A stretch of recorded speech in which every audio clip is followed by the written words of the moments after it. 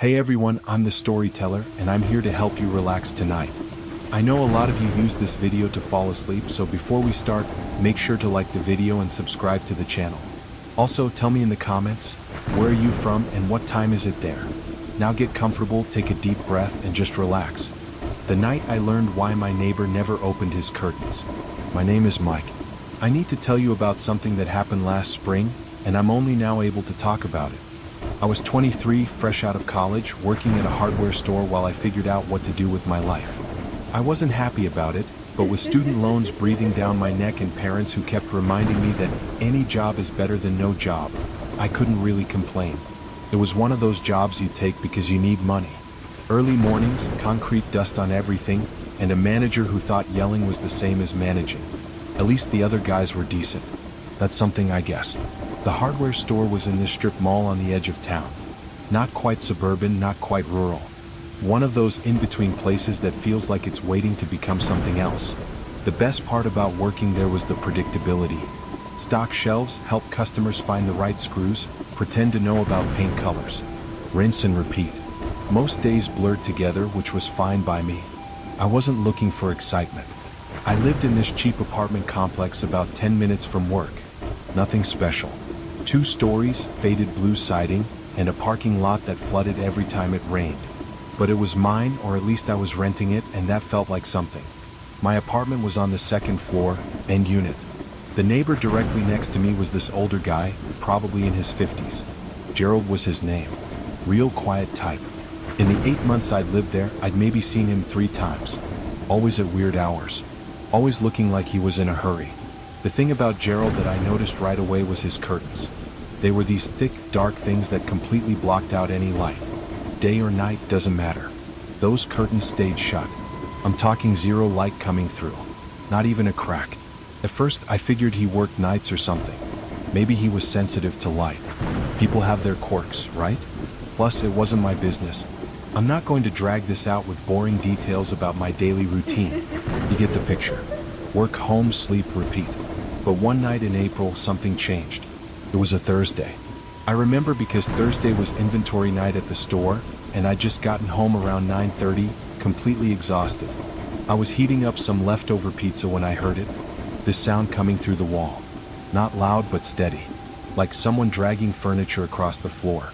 Scrape, pause. Scrape, pause. I tried to ignore it at first. People move furniture. It happens. But it kept going. For maybe 20 minutes straight. Same pattern. Scrape, pause. Scrape, pause. Then it stopped. Just like that. Complete silence. I finished my pizza and forgot about it. The next night, Friday, I heard it again. Same sound, same pattern, but this time it started earlier. Around 8 o'clock. And it lasted longer. Maybe an hour. I even put my ear to the wall at one point, trying to figure out what the hell he was doing over there. That's when I heard something else. Whispering. Really quiet, but definitely there. Couldn't make out words, just this low murmur mixed in with the scraping. Saturday night, I decided to knock on his door. Not to complain or anything. I just wanted to make sure he was okay. Old guy living alone making weird noises. Could be he needed help, right? So around 8:30, right when the scraping usually started, I walked over and knocked. Light knock at first. No answer. Knocked again, little louder. Still nothing. But here's the thing. The scraping had stopped the second I knocked, and I could swear I heard breathing on the other side of the door. Heavy, like someone who'd been running. I stood there for maybe 30 seconds, waiting. Then I heard footsteps moving away from the door.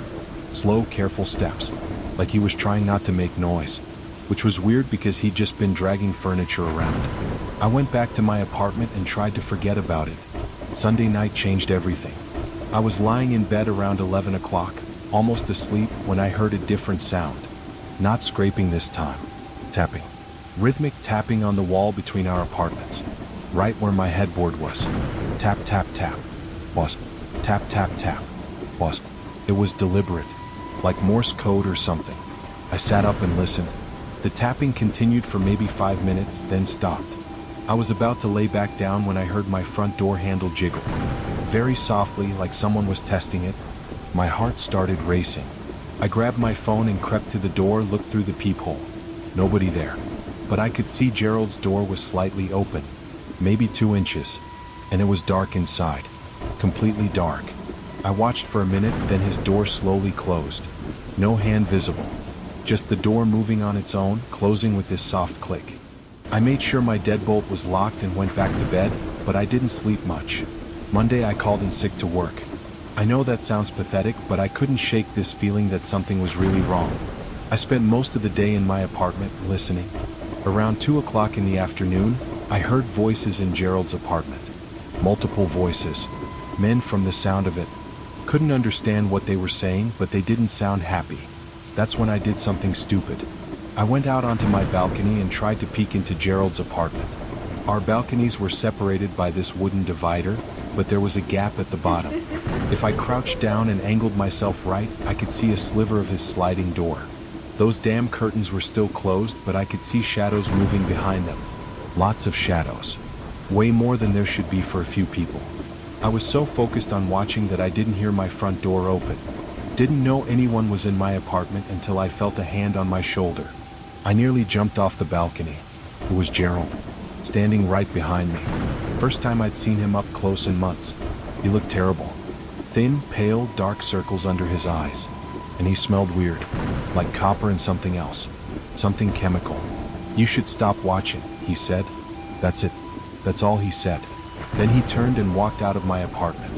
I followed him, asking what the hell he was doing in my place, how he got in. He didn't answer.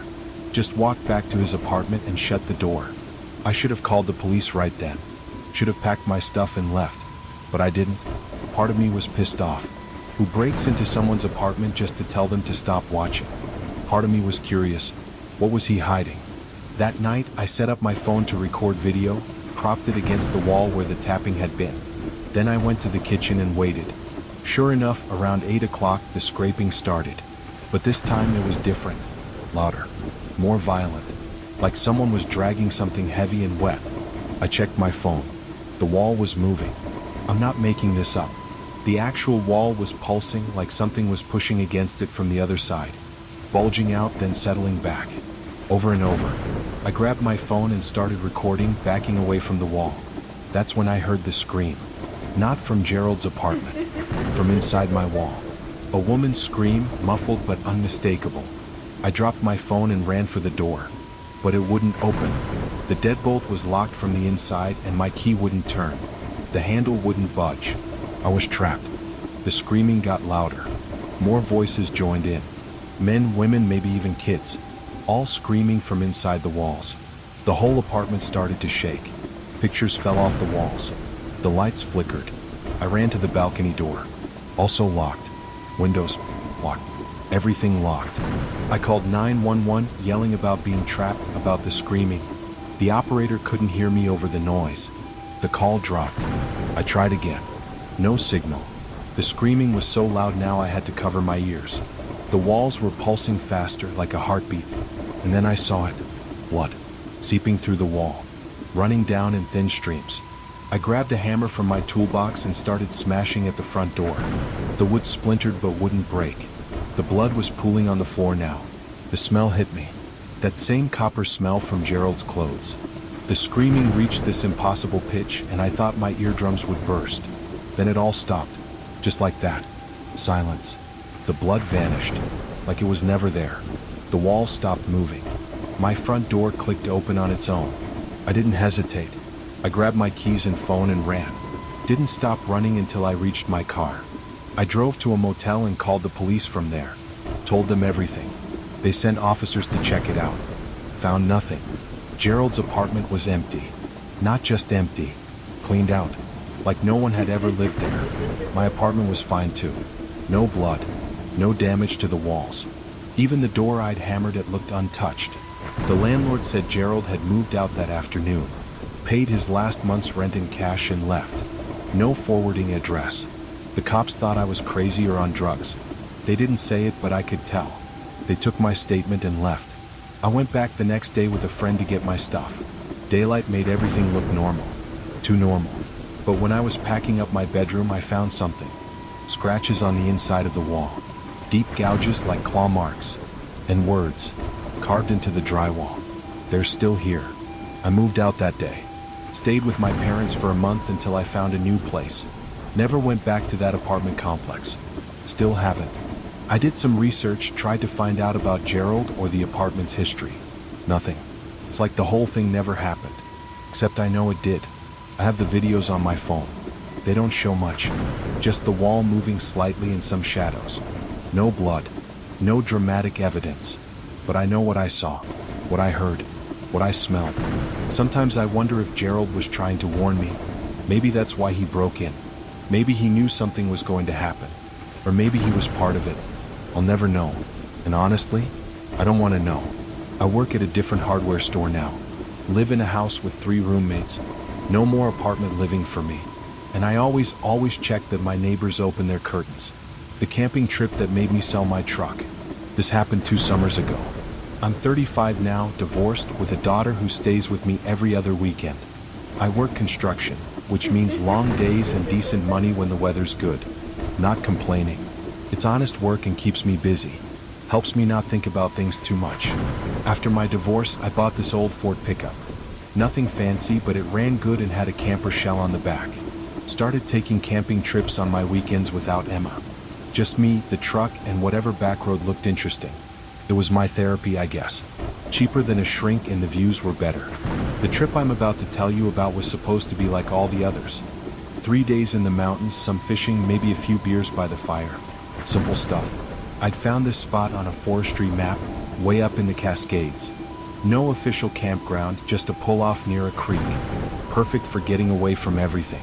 I left Friday after work, stopped for supplies in this little town at the base of the mountains. Gas station, general store, that's about it. The kid working the register looked at my map when I was paying and shook his head. Not a good spot, he said. I asked him why. He just shrugged and repeated himself. Not a good spot. Small town people can be weird about outsiders. I figured he just didn't want city folks cluttering up his mountains. I thanked him and left. The drive up took about 2 hours. Winding roads, getting narrower the higher I went. The kind where you pray you don't meet someone coming down.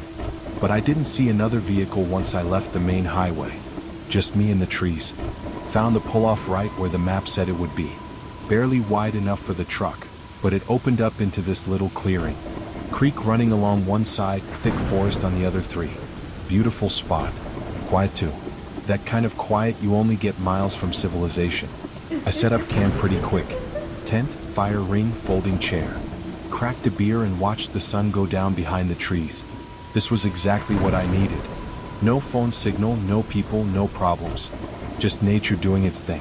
First night was perfect. Good fire, couple of hot dogs, early to bed. Slept like a rock. Woke up with the sun, made coffee on my camp stove, did a little fishing. Didn't catch anything, but that wasn't really the point. By afternoon, I was feeling more relaxed than I had in months. That's when I found the other campsite. I was following the creek upstream looking for better fishing spots when I saw it. Maybe 100 yards from my camp, tucked back in the trees.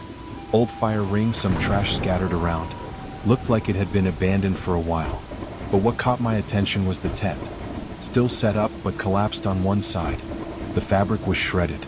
Not worn out. Shredded. Like something had clawed through it. I walked closer, careful where I stepped. There was gear everywhere. Sleeping bags, cooler, camp stove. All of it looked fairly new. Maybe a season or 2 old. The cooler was open, food containers scattered and empty. Animals, I figured. Bear or something got into their food and scared them off. But then I saw the blood. Old and dried, but definitely blood. On the tent, on the sleeping bags, on the ground. Not a ton of it, but enough to make my stomach tight. I started backing away, then noticed something else. Scratches on the trees around the campsite. Deep gouges in the bark, about 7 feet up. Too high for a bear to make while standing on all 4s. I got out of there quick. Went straight back to my camp and started packing up. I'm not superstitious, but I'm not stupid either. Something bad had happened at that campsite, and I didn't want to stick around to find out what. Problem was, it was already getting late. Sun sets early in the mountains, and those roads are dangerous in the dark. I decided to stay one more night and leave at first light. Looking back, that was the worst decision I've ever made. I kept my fire small that night. Didn't cook, just ate some jerky and granola bars. Kept looking over at the trees, watching for movement. Every little sound made me jumpy. Wind in the branches, creek gurgling, normal forest stuff. but it all sounded threatening now. Around 10 o'clock, I heard something big moving through the brush. Slow, deliberate steps, circling my camp just outside the firelight. I grabbed my flashlight and swept it across the trees. Nothing, but the footsteps kept coming, getting closer. I yelled out, trying to sound tough. "Hey, get out of here." The footsteps stopped. Dead silence for maybe 30 seconds. Then this sound. I don't know how to describe it. Like a whistle, but lower, deeper. It came from 3 different directions at once. My whole body went cold. I threw more wood on the fire, built it up big and bright. Whatever was out there, I wanted it to see I wasn't easy prey. I had a knife on my belt and a hatchet by the fire. Not much against a bear, but better than nothing. The whistling came again, closer, and then I saw eyes, reflecting the firelight from up in the trees. Not 2 eyes, dozens of them, all around my camp at different heights. Some near the ground, some 20 feet up, all watching me. I stood up, hatchet in hand, turning in slow circles. The eyes didn't move, just watched. I counted at least 15 pairs, maybe more, and they were too far apart to belong to one animal. Whatever was out there, there was a lot of them. "What do you want?" I shouted. Stupid question, but I had to do something. The whistling started again, all of them at once, rising and falling like some kind of communication. And then the smell hit me. Rotten meat mixed with wet dog. So strong I almost puked. One of them stepped into the firelight. Just for a second, but long enough for me to see. It wasn't a bear. Wasn't anything I could name. Tall, maybe 7 feet. Covered in dark fur, but standing upright like a person. The face was wrong. Too long, too many teeth. And the arms. Jesus, the arms hung down past its knees. It stepped back into the darkness before I could process what I was seeing. But I knew there were more of them. All around me. Waiting. I kept the fire going all night. Didn't sleep, didn't sit down. Just stood there with my hatchet, watching those eyes. Sometimes they'd move, shift positions. Sometimes that whistling would start up. But they didn't come closer. When the first hint of dawn showed, the eyes started disappearing. One by one, like lights switching off. By the time the sun was fully up, they were gone. No sign they'd ever been there except the smell, which lingered for another hour. I threw my gear in the truck and got the hell out of there. Didn't even break down my tent properly, just stuffed it in the back. Drove those mountain roads way too fast, taking curves on 2 wheels. Didn't slow down until I hit the highway. Stopped at that same gas station on the way home. Different kid working, but I asked about the spot anyway. Showed him on the map where I'd been. His face went pale. "You're lucky," he said. "Last group that camped up there, only one made it back. And he wasn't right after. Kept talking about things in the trees." I asked what happened to the others. He shrugged, same as the first kid. But then he added, "They never found them. Just blood and torn up gear. Sheriff said it was a bear, but my grandpa knows better. Says those things have been up there forever. Usually stay deeper in the mountains, but sometimes they come down. Always in summer. Always at night." I sold the truck a week later. Couldn't stand looking at it.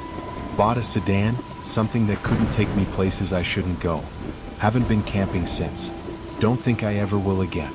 Sometimes I dream about those eyes. All those eyes watching from the dark. And that whistle. That's the worst part. Because sometimes on quiet nights, I swear I can hear it outside my window. Even though I live in the suburbs now. Even though I'm miles from any forest. Maybe I'm imagining it. Maybe it's just the wind. But I keep my curtains closed at night now. And I never, ever look outside when I hear that sound. The semester that almost broke me. My name is Rachel. This is about something that happened my junior year of college, and even though it's been 3 years, I still can't explain it. I was 20, studying psychology at a state school about 4 hours from home. Not a party school or anything. Just a regular college in a regular town. The kind of place where the biggest weekend excitement was the farmer's market or a movie at the mall. I lived in this old house off campus with 2 other girls, Sarah and Jenna. We'd found the place sophomore year and jumped on it. 3 bedrooms, walking distance to campus, and cheap enough that our parents didn't complain too much. Sure, it was old. The pipes groaned, the floors creaked, and the heating was temperamental. But it was ours. The house had this weird layout. My room was in the converted attic. You had to go up these narrow stairs from the second floor hallway. Sarah and Jenna thought I was crazy for picking it. Too many stairs, too hot in summer, too cold in winter. But I loved it. It felt separate from everything else. My own little world. Fall semester started normal enough. Classes, studying, occasional parties. The usual college stuff. I was taking this heavy course load. 5 classes, including statistics, which was kicking my ass. Spent most nights up in my attic room, surrounded by textbooks and coffee cups. Sarah and Jenna would joke that I was becoming a hermit, but I needed the quiet to focus. It was October when things started getting weird. I was up late studying for midterms. Must have been 2 o'clock or 3 o'clock in the morning. Everyone else was asleep. I was reading about cognitive development when I heard footsteps on my stairs. Slow, careful steps, like someone trying not to make noise. I figured it was Sarah. She sometimes came up to borrow my notes, but the footsteps stopped halfway up. Just stopped. I waited for her to say something, but nothing. After a minute, I called out, "Sarah, you need something?" No answer. The footsteps started again, but going back down. Fast this time. I got up and looked down the stairwell. Nobody there. Checked Sarah's room. She was dead asleep. So was Jenna. I convinced myself I'd imagined it. Stress and caffeine playing tricks. Went back to studying and forgot about it. Until the next night when it happened again. Same time, same slow footsteps, same stop halfway up. This time I didn't call out. Just listened. After about 30 seconds, I heard breathing. Quiet but definitely there. Like someone standing on the stairs, breathing. I grabbed my phone and turned on the flashlight, rushed to the stairs. Empty. But I could smell something. Perfume but old. Like the kind my grandmother used to wear. Floral and powdery. The smell faded quick, but it had definitely been there. Told Sarah and Jenna about it the next morning. They hadn't heard anything. Jenna suggested maybe the house had a ghost. She was joking, but Sarah got this weird look. Turns out she'd been hearing stuff too. Doors closing when nobody was home. Voices in the walls. She thought it was neighbors, but now she wasn't sure. We did some research on the house. Nothing dramatic. No murders or anything. But we found out an old woman had lived there for like 40 years before it became a rental. Died in the hospital, not the house. Still, it creeped us out. We started leaving all the lights on at night. The footsteps kept coming. Every night between 2 o'clock and 3 o'clock. Always stopping halfway. I tried recording them, but my phone never picked up the sound. I even slept on the couch downstairs a few times, but I could still hear them above me. Slow, deliberate steps on my stairs. Then came the night that changed everything. November, right before Thanksgiving break. I was packing to go home, folding clothes on my bed. It was earlier than usual, maybe 11 o'clock. Sarah and Jenna had already left for break. I was alone in the house. The footsteps started, but they didn't stop halfway. They kept coming, all the way to the top. I froze watching my door. The handle started turning, slow like someone testing it. I'd locked it. Thank God I'd locked it. Who's there? My voice came out shaky. The handle stopped moving. Silence for a few seconds. Then knocking. Not loud or aggressive. Just 3 soft knocks. Patient knocks. I didn't answer. Couldn't move. The knocking came again. 3 knocks, then nothing. I sat there for maybe 5 minutes, barely breathing. Then I heard my own voice. From the other side of the door. "Rachel? You awake?" It sounded exactly like me. Same tone, same slight accent. But I hadn't said anything. "Rachel? I need to talk to you." My voice again, but not from me. I grabbed my phone to call someone. Anyone. But I had no signal. The Wi-Fi was out too. The voice kept going, still sounding exactly like me. "Please open the door. It's important." The handle started turning again. Faster this time. Aggressive. The door shook as something pushed against it. The knocking turned to pounding. And the voice changed. Still mine, but angry now. "Open the door. I know you're in there." I backed away from the door, looking for another way out. My window was too high to jump from. The door was the only exit. The pounding got louder. The door frame started to crack. Then it all stopped. Just like that. No more pounding, no more voice. Complete silence. I waited, listening. After maybe 10 minutes, I heard the footsteps going back down the stairs. Slow again. Casual. I stayed in my room until sunrise. Didn't sleep, didn't move from the corner I'd backed into. When morning came, I grabbed my stuff and ran. Didn't even check if anything was wrong with the door. Just got in my car and drove home. I never went back to that room. Stayed with my parents the rest of break. Then convinced Sarah and Jenna we needed to find a new place for spring semester. Made up some story about the landlord being creepy. They didn't question it. I think they were relieved. We moved into a bland apartment complex in January. No character, no charm, but also no footsteps. No voices. I finished college there, got my degree, moved on with my life. But I still think about that house sometimes. About those footsteps on the stairs. About hearing my own voice on the other side of that door. I drove past the house last year. Couldn't help myself. There was a for rent sign out front. Looked empty. I wondered if other tenants had heard the footsteps too. If they'd heard their own voices calling to them in the night. Part of me wanted to go inside. To go up those narrow stairs to my old room. To see if the door frame was really cracked or if I'd imagined it all. But I kept driving. Some questions don't need answers. Some doors should stay closed. I still have dreams about it sometimes. I'm back in that attic room studying late at night. I hear the footsteps starting up the stairs. But in the dreams I always open the door. And I'm always standing on the other side, smiling at myself. That's when I wake up. The summer my best friend's house became a nightmare. My name is Tyler. I've never told anyone this story, not even my wife, but I need to get it out. I was 19 that summer, working at a grocery store and living with my parents. Not exactly living the dream, but I was saving money for community college. My parents were cool about it as long as I was working. The job sucked. Scanning items, bagging groceries, collecting carts in the heat. But the people were okay and it paid above minimum wage. Can't complain too much. My best friend since middle school was this guy named Brandon. His family had money. Not crazy rich, but comfortable. Nice house with a pool, new cars, vacations every summer. Brandon never made me feel weird about it though. He was just a regular guy who happened to have a nicer house than everyone else. That summer, Brandon's parents went on some month-long anniversary cruise. Left him alone in the house. He was 19 too, so they figured he could handle it. First thing he did was invite me to stay over. Not a party or anything. Brandon wasn't really the party type. He just didn't like being alone in that big house. I'd been to Brandon's place hundreds of times growing up. Sleepovers, birthday parties, hanging out after school. Knew that house almost as well as my own. 4 bedrooms, 3 bathrooms, finished basement with a huge TV.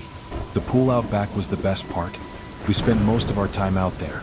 I packed a bag and headed over that first night. Brandon had already ordered pizza and set up the Xbox. Just like old times. We played games until like 3 o'clock in the morning, then crashed. Him in his room, me in the guest room down the hall. Normal night. The second night is when it started. I woke up around 2 o'clock needing to use the bathroom. The guest room didn't have its own, so I had to use the one in the hall. I was walking back to my room when I heard water running. Not from the bathroom I just used, from downstairs. I figured Brandon had gone down for a drink or something.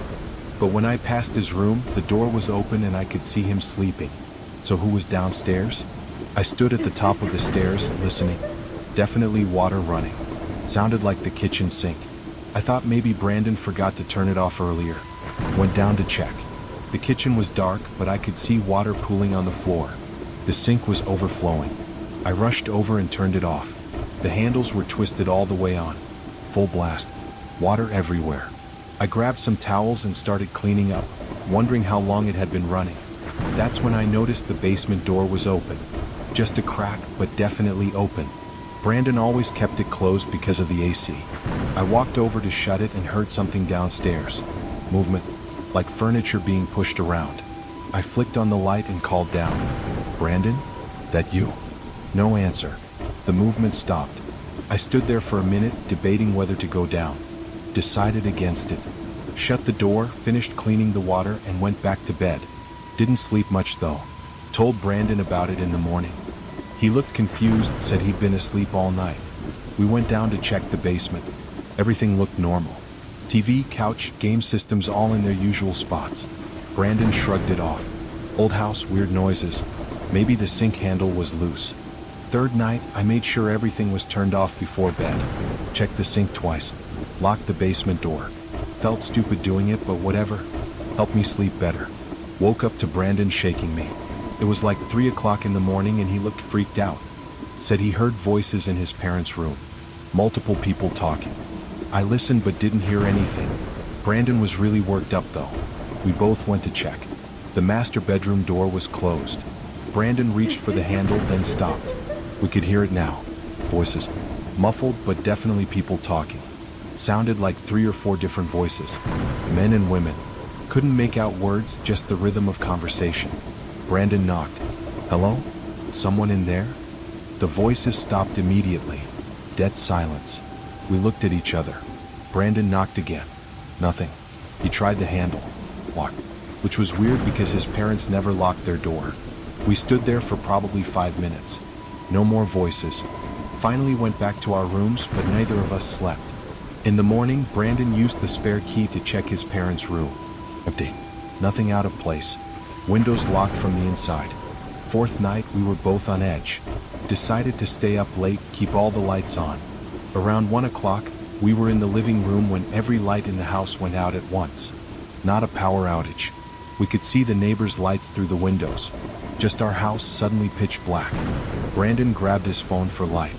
We made our way to the circuit breaker in the basement. Everything was flipped off. Every single switch. Brandon started flipping them back on, and that's when we heard the pool pump kick on outside. Which was impossible because the pool pump was on a timer. Only ran during the day. We went out back to check. The pool lights were on, underwater lights making the water glow. And there was someone in the pool. Dark shape, floating face down. Not moving. I've never seen Brandon move so fast. He dove in, grabbed the person, pulled them to the edge. Was a mannequin. One of those store display types. Fully dressed.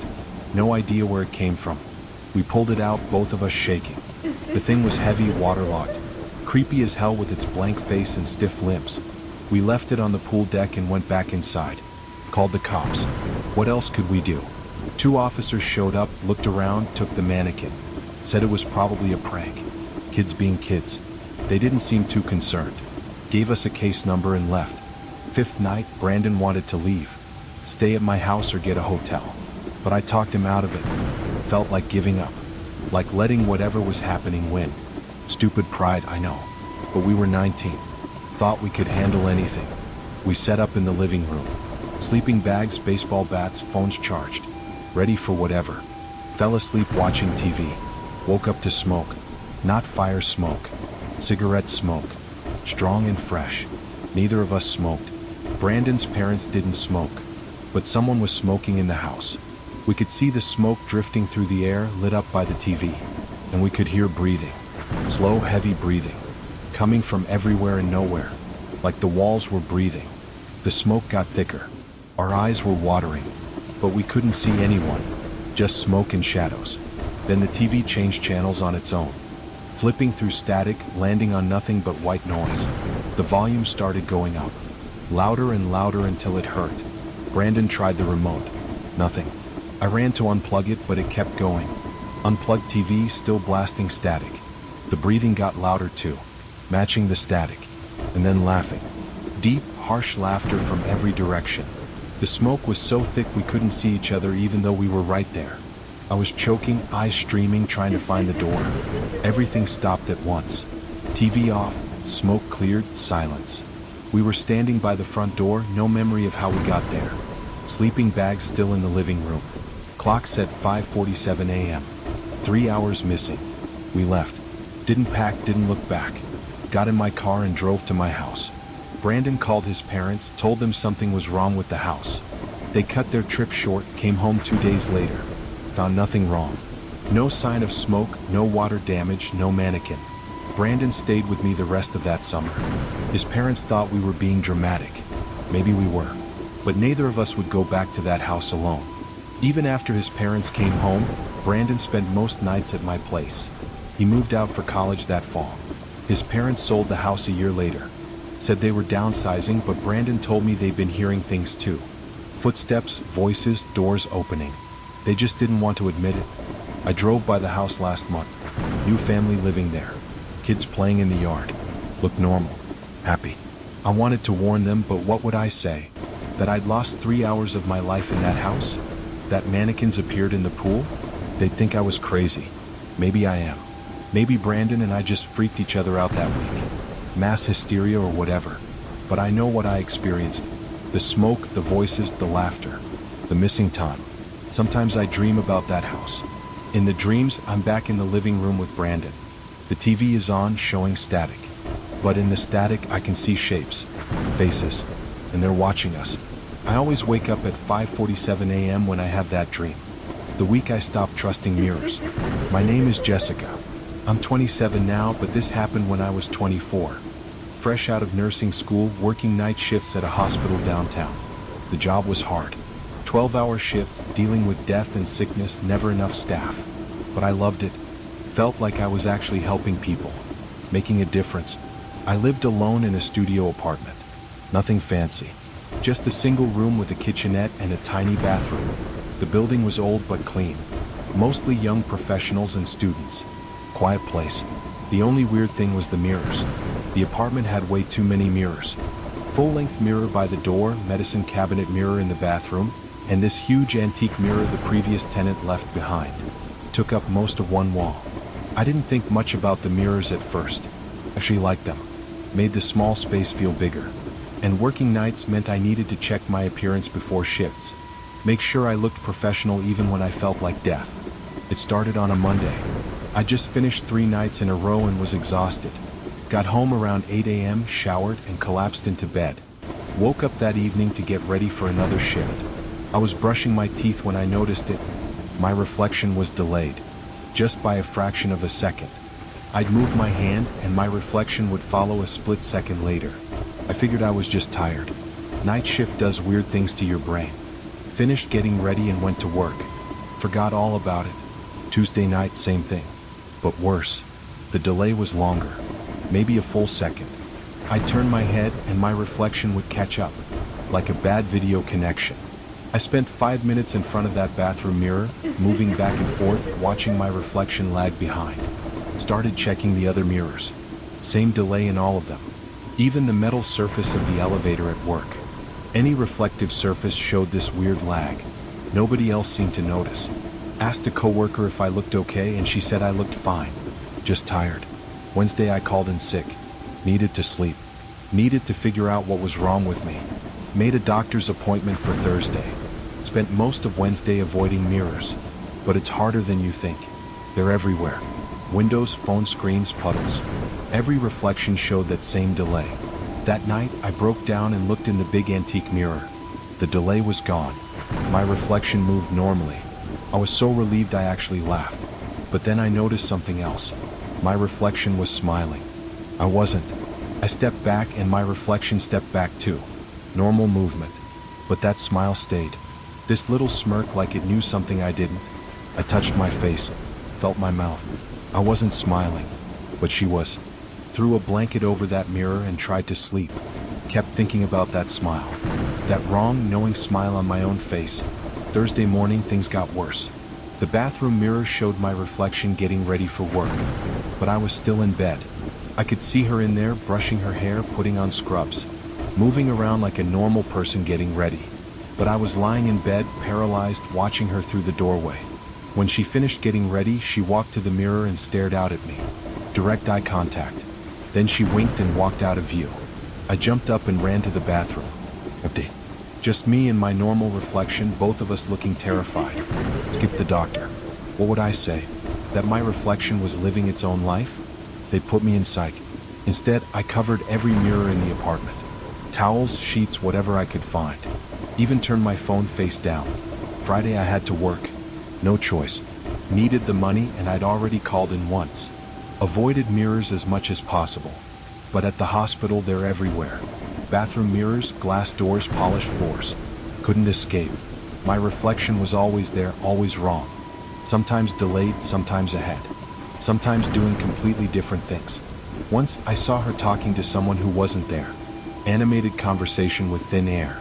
Another time she was crying while I was filling out charts. Nobody else noticed. That was the worst part.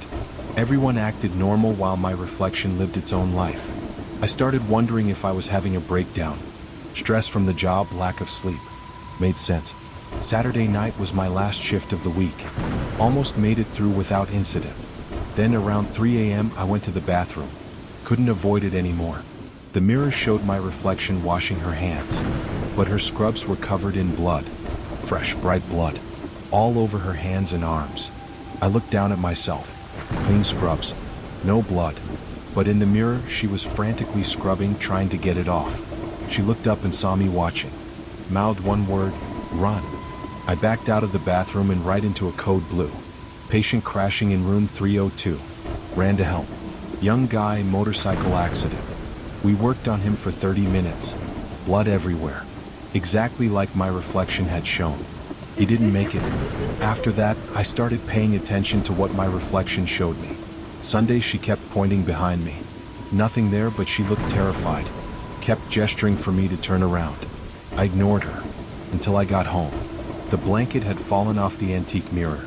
And there were handprints on the inside of the glass. Like someone had been pressing against it from the other side. Trying to get out. I packed a bag and left. Stayed in a hotel that night. But hotels have mirrors too. Saw myself sleeping in one while I stood at the bathroom door. Saw myself screaming silently in another while I tried to eat breakfast. Monday I went back to the apartment. Had to get my things.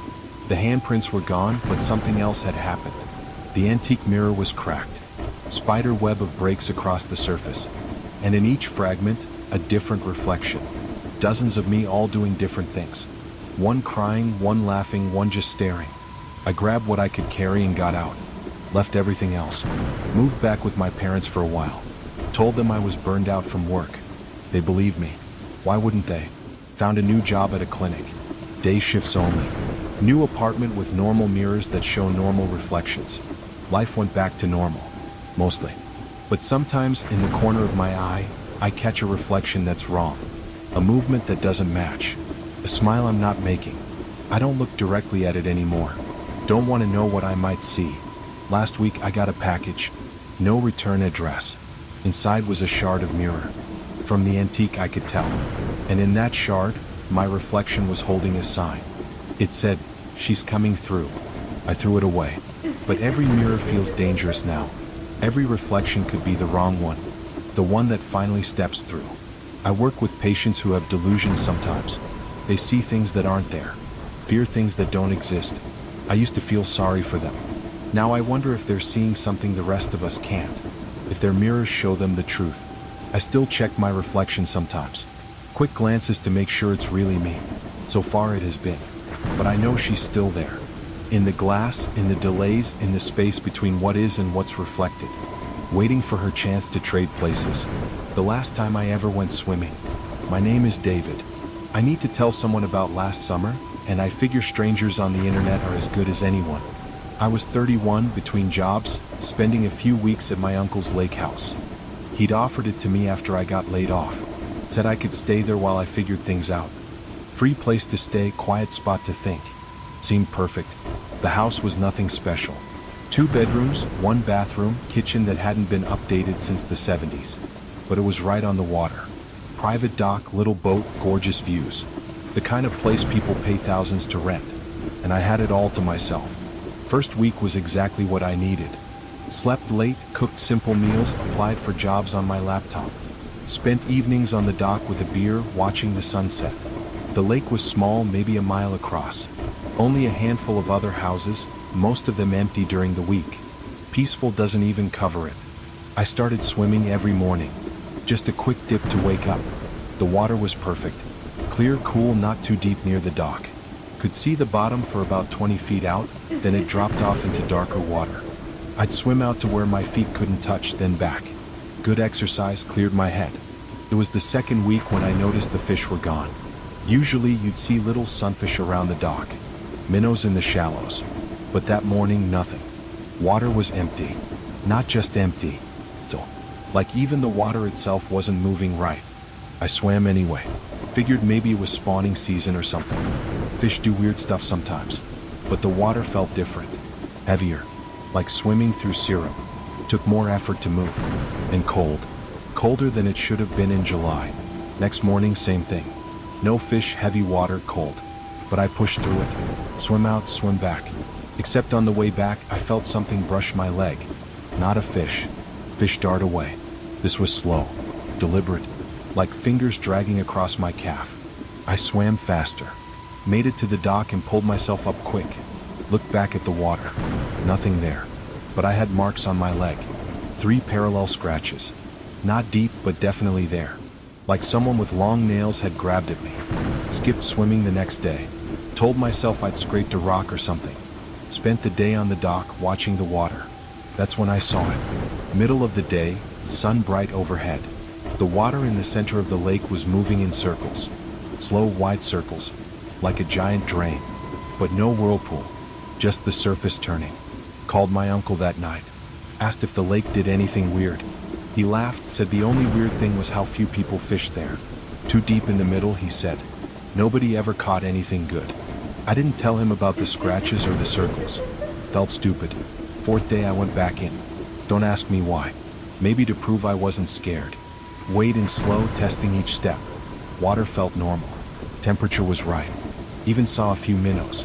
Relieved, I swam out. 10 strokes, 15, 20. That's when the water changed. Between one stroke and the next, it went from normal to thick. And cold. So cold it hurt. But the worst part was the darkness underneath. The clear water turned black. Not murky. Black. Like swimming over an abyss.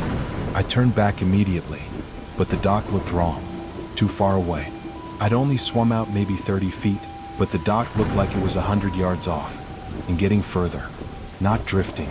Just further. Panic hit hard. Started swimming full speed. Arms burning, legs kicking. But the dock kept getting smaller. And I could feel things moving underneath me. Big things. Slow things. Rising up from whatever was down there. Something grabbed my ankle.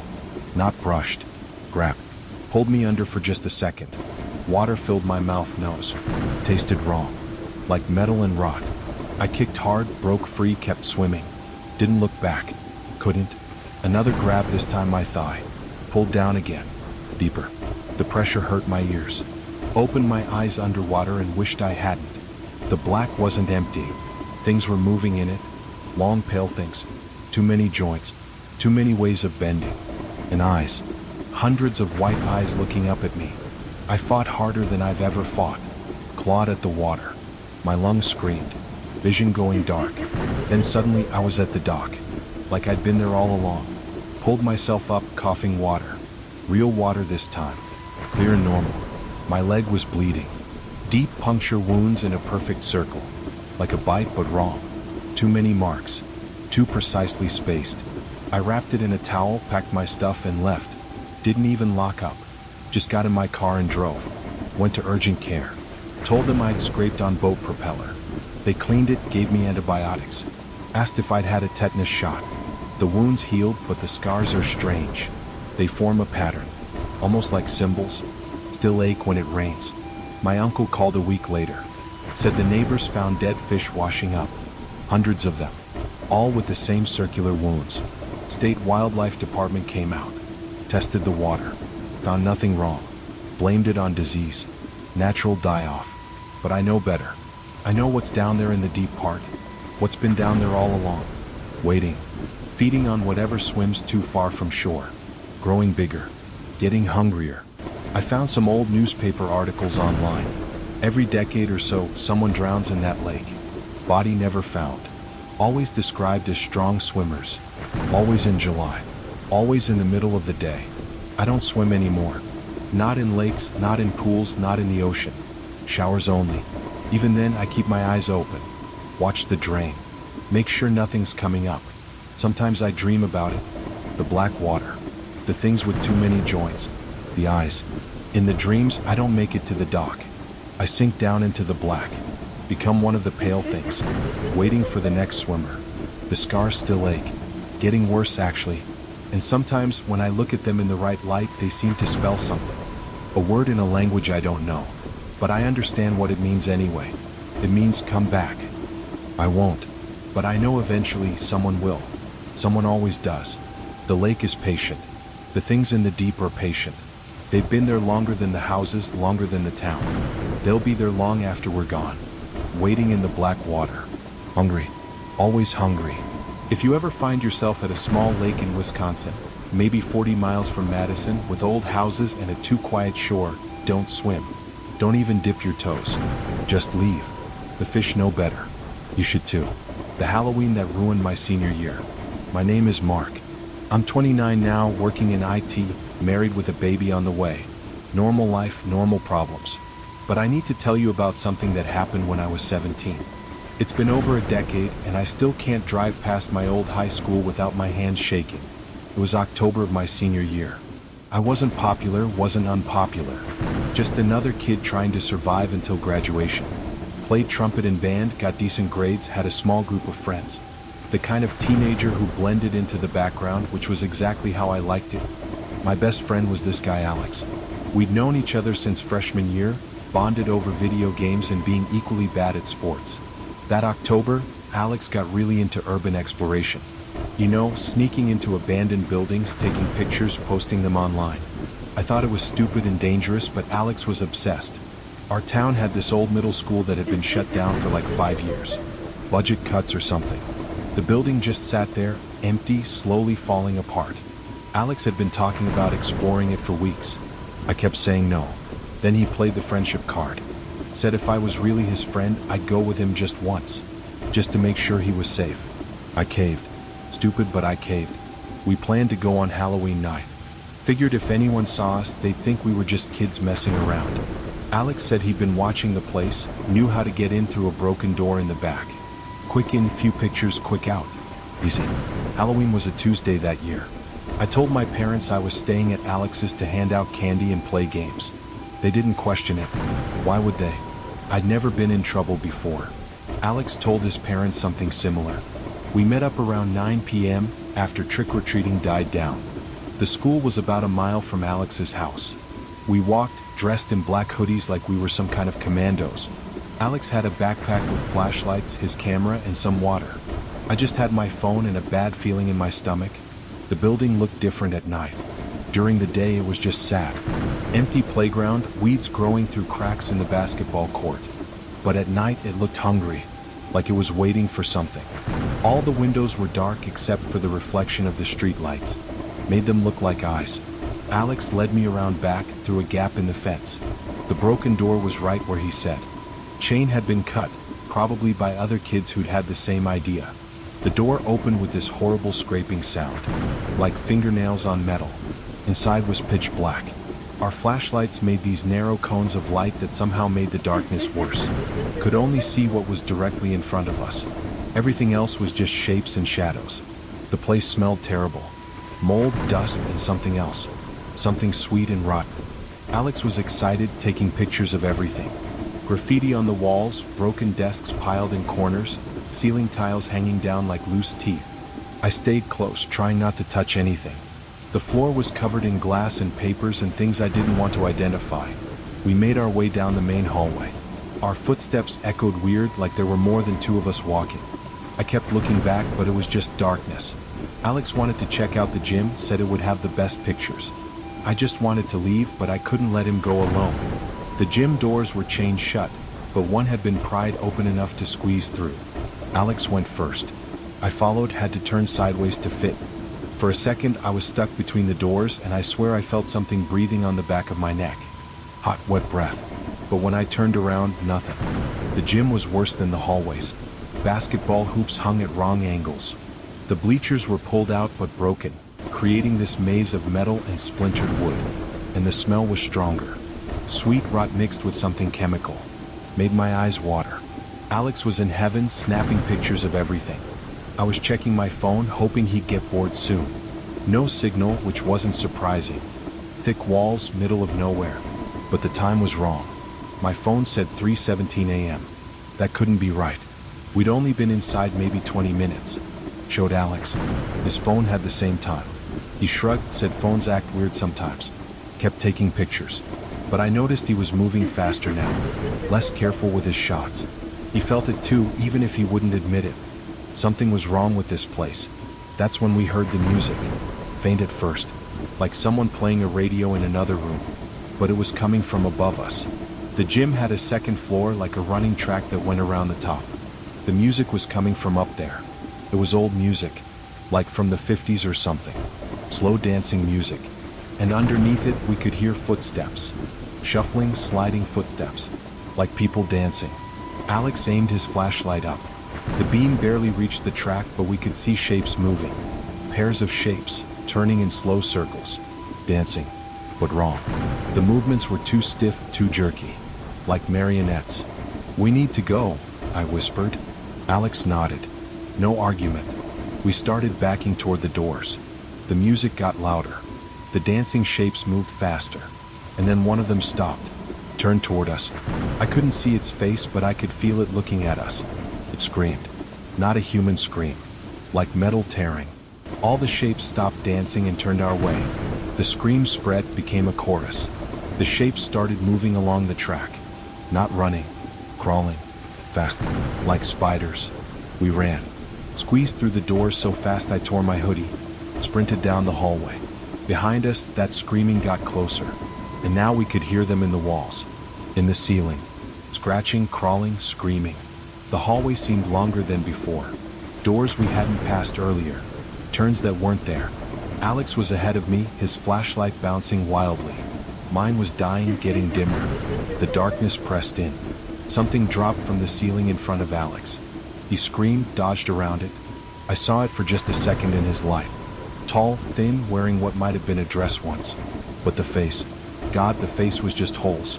Black holes where features should be. More dropped down. Crawled out of classrooms. They moved wrong, joints bending in ways that hurt to watch.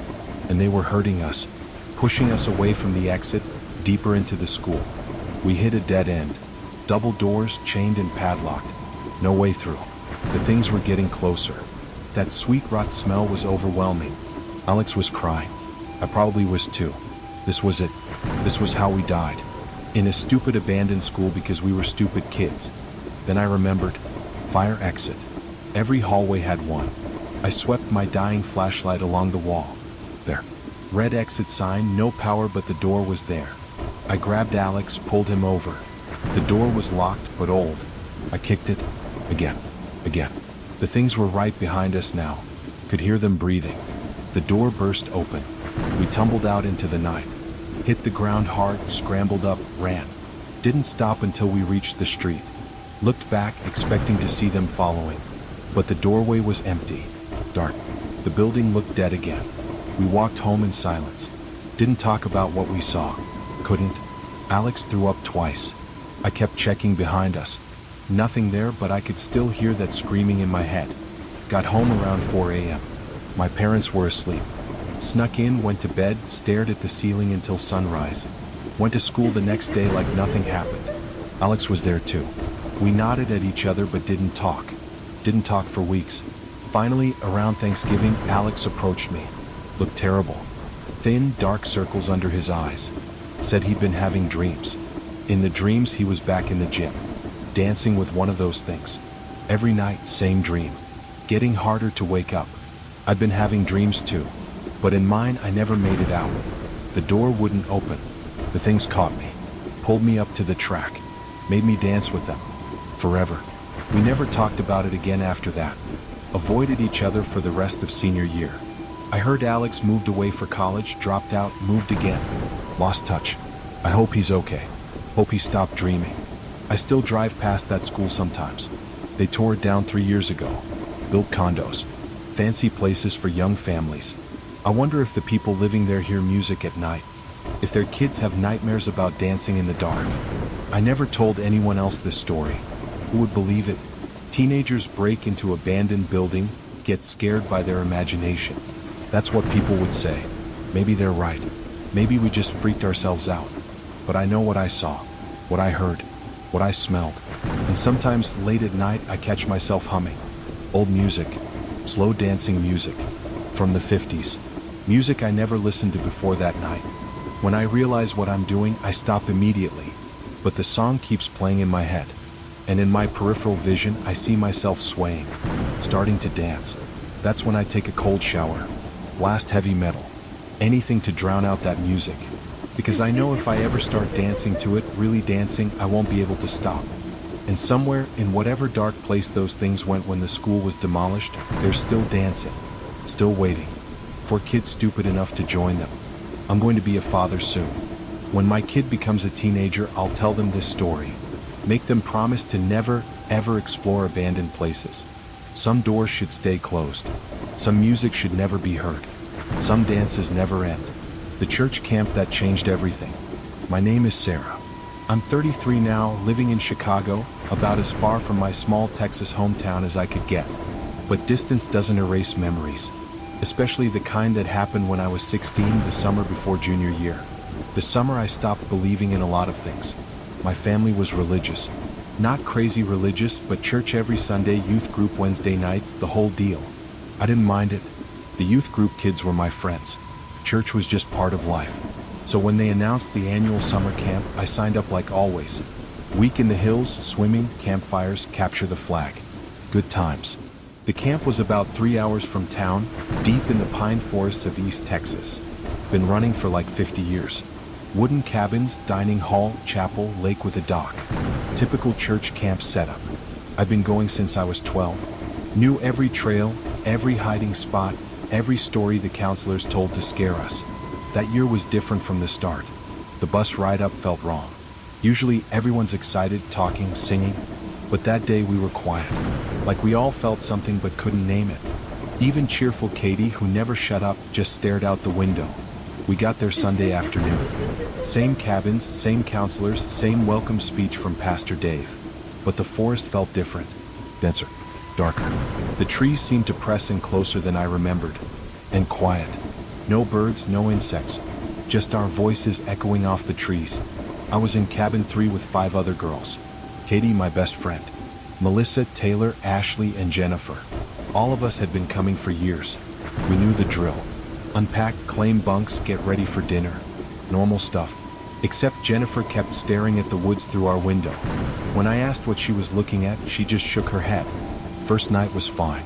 Dinner, worship service, early to bed. But I couldn't sleep. Kept hearing things outside. Not animals.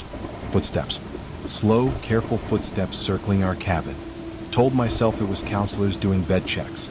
But counselors don't walk that slow. Don't stop at windows and breathe on the glass. Monday morning, 3 kids were missing. Just gone. Empty bunks, stuff still there. Pastor Dave said their parents had emergencies and picked them up during the night. But their cars were still in the parking lot. And one of them was Jennifer from our cabin. Her bed was still warm when we woke up. The counselors tried to keep things normal.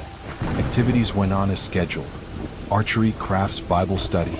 But everyone felt it. Kids staying in groups, counselors constantly counting heads, nervous laughter that died too quick. The forest watched us. I know how that sounds, but it did. Every shadow felt purposeful. Tuesday night, I saw lights in the woods. Woke up around 2 a.m. to pee, looked out the window. Deep in the trees, orange lights moving in patterns. Like torches, but wrong. Too steady, too synchronized. Forming shapes I couldn't quite make out. Lasted maybe 10 minutes, then gone. Told Katie in the morning. She'd seen them too. So had Taylor. We compared what we saw. The patterns were different for each of us. Like the lights were showing us something personal. Something that scared us specifically. Taylor saw her dead grandmother's face. Katie saw her little brother drowning. I saw myself older, alone, screaming. Wednesday, more kids vanished. 12 now. Pastor Dave stopped making excuses. Called a camp meeting, said there was a stomach bug going around. Parents were coming to get the sick kids. Camp might end early. Nobody believed him. We could see the fear in his eyes. The way counselors whispered urgently when they thought we weren't looking. That night, they locked us in our cabins. Actually locked the doors from outside. For our safety, they said. But locks don't stop what came next. The singing started around midnight. Children's voices, but wrong.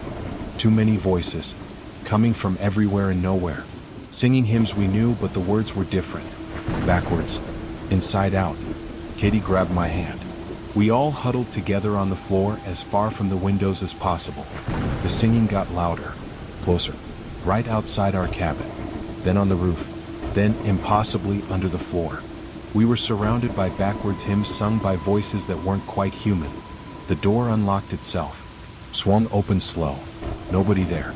Just darkness and that horrible singing. Ashley started praying, but the words came out wrong. Different language. Her eyes rolled back, showing only white.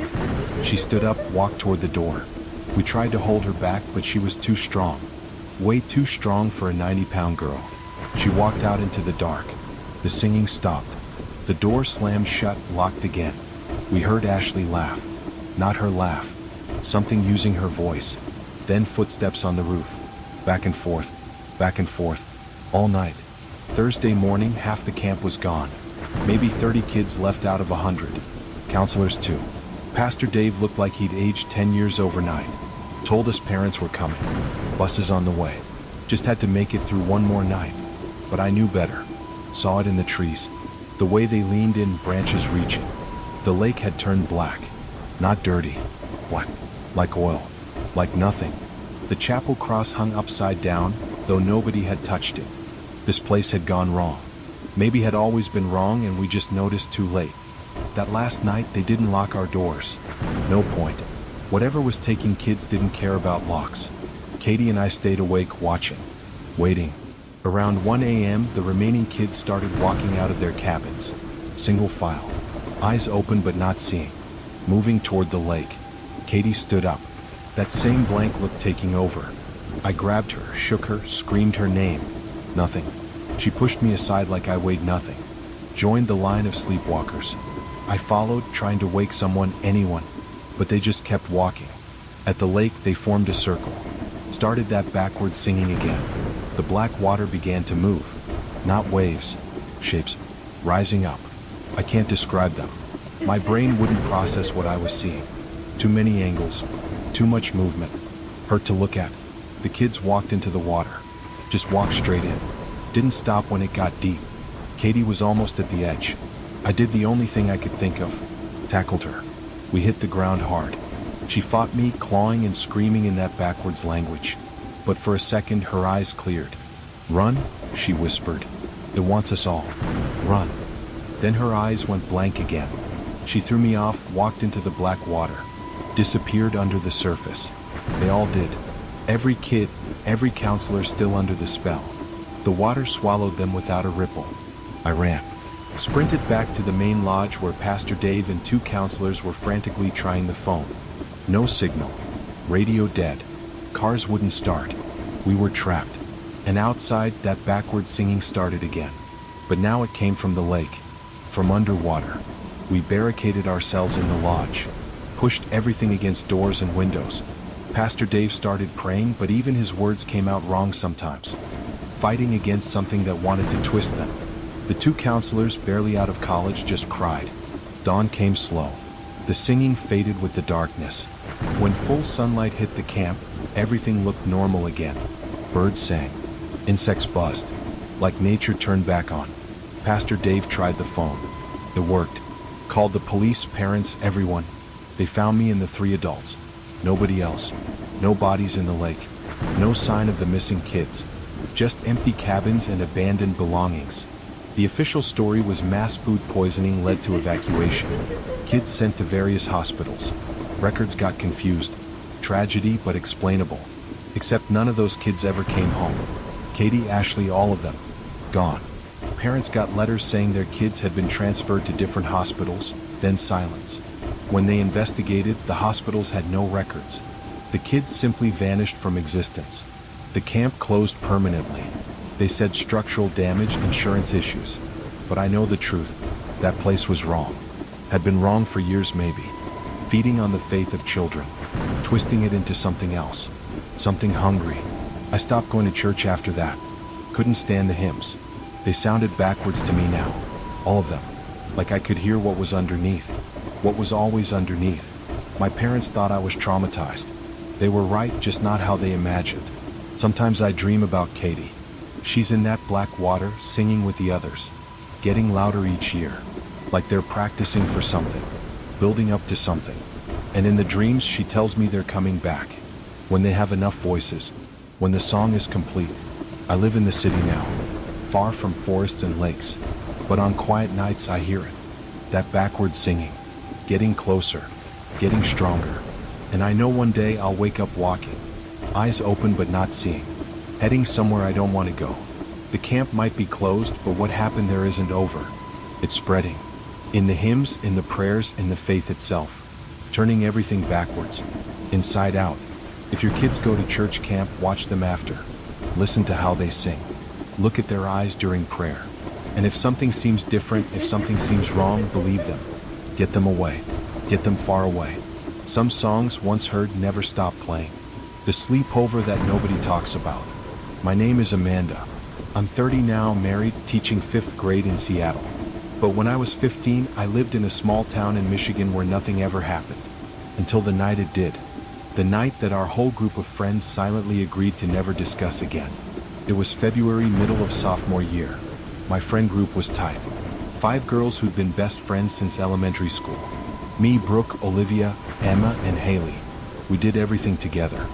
Friday night sleepovers were our tradition. Rotating houses, junk food, movies, gossip. Normal teenage stuff. That night was Haley's turn to host. Her house was the biggest, parents were the most relaxed. They had a finished basement with a huge TV and plenty of space for sleeping bags. Her older brother was away at college, parents went to bed early. Perfect setup for a sleepover. We got there around 7 o'clock. Pizza, popcorn, the works. Started with a rom-com, moved on to horror movies. Haley had found some old DVD her brother left behind. No case, just a disc with "Watch Me" written in Sharpie. We figured it was probably some terrible B-movie. Popped it in around 11 o'clock. It wasn't a movie. It was footage of Haley's basement. The exact basement we were sitting in. But empty, shot from a weird angle. Like someone had hidden a camera in the corner. The timestamp showed 3 months earlier. We watched, confused, as nothing happened for 5 minutes.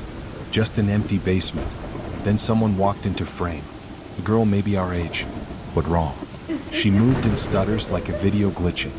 Her face was blurred, but her clothes were clear. Old-fashioned, like from the 80s. She stood in the center of the room, right where our sleeping bags were spread out. And she started dancing. Not normal dancing. Jerky, broken movements. Arms bending too far. Head tilting at impossible angles. No music, just her broken dance in the silent basement. We wanted to turn it off, but couldn't look away. It was horrible and hypnotic at the same time. After maybe 3 minutes, she stopped, turned toward the camera. The blur on her face cleared for just a second. She had no eyes, just smooth skin where eyes should be. But somehow she was looking right at us. Through the TV, through time, looking at us. The video cut to static. We sat there, frozen. Nobody wanted to admit how scared we were. Brooke laughed nervously, said it was probably Haley's brother pranking us. Haley shook her head. She'd never seen the DVD before. Didn't recognize the girl. Emma wanted to leave. Call her parents, go home. But that seemed like admitting we were scared of a stupid video. We were 15. Too old to be scared. So we stayed. Turned on all the lights, put on a comedy. Tried to forget the dancing girl. Around 1 a.m., Olivia went upstairs to use the bathroom. The basement only had a half bath. She was gone for maybe 10 minutes. When she came back, she looked pale. Said the upstairs TV was on, playing the same video. The dancing girl. But this time, there were 5 girls in the basement with her, sitting in a circle. It was us. We ran upstairs. The TV was off. Haley's parents were still asleep. Everything normal. Olivia swore she'd seen it. We believed her. Her hands were shaking.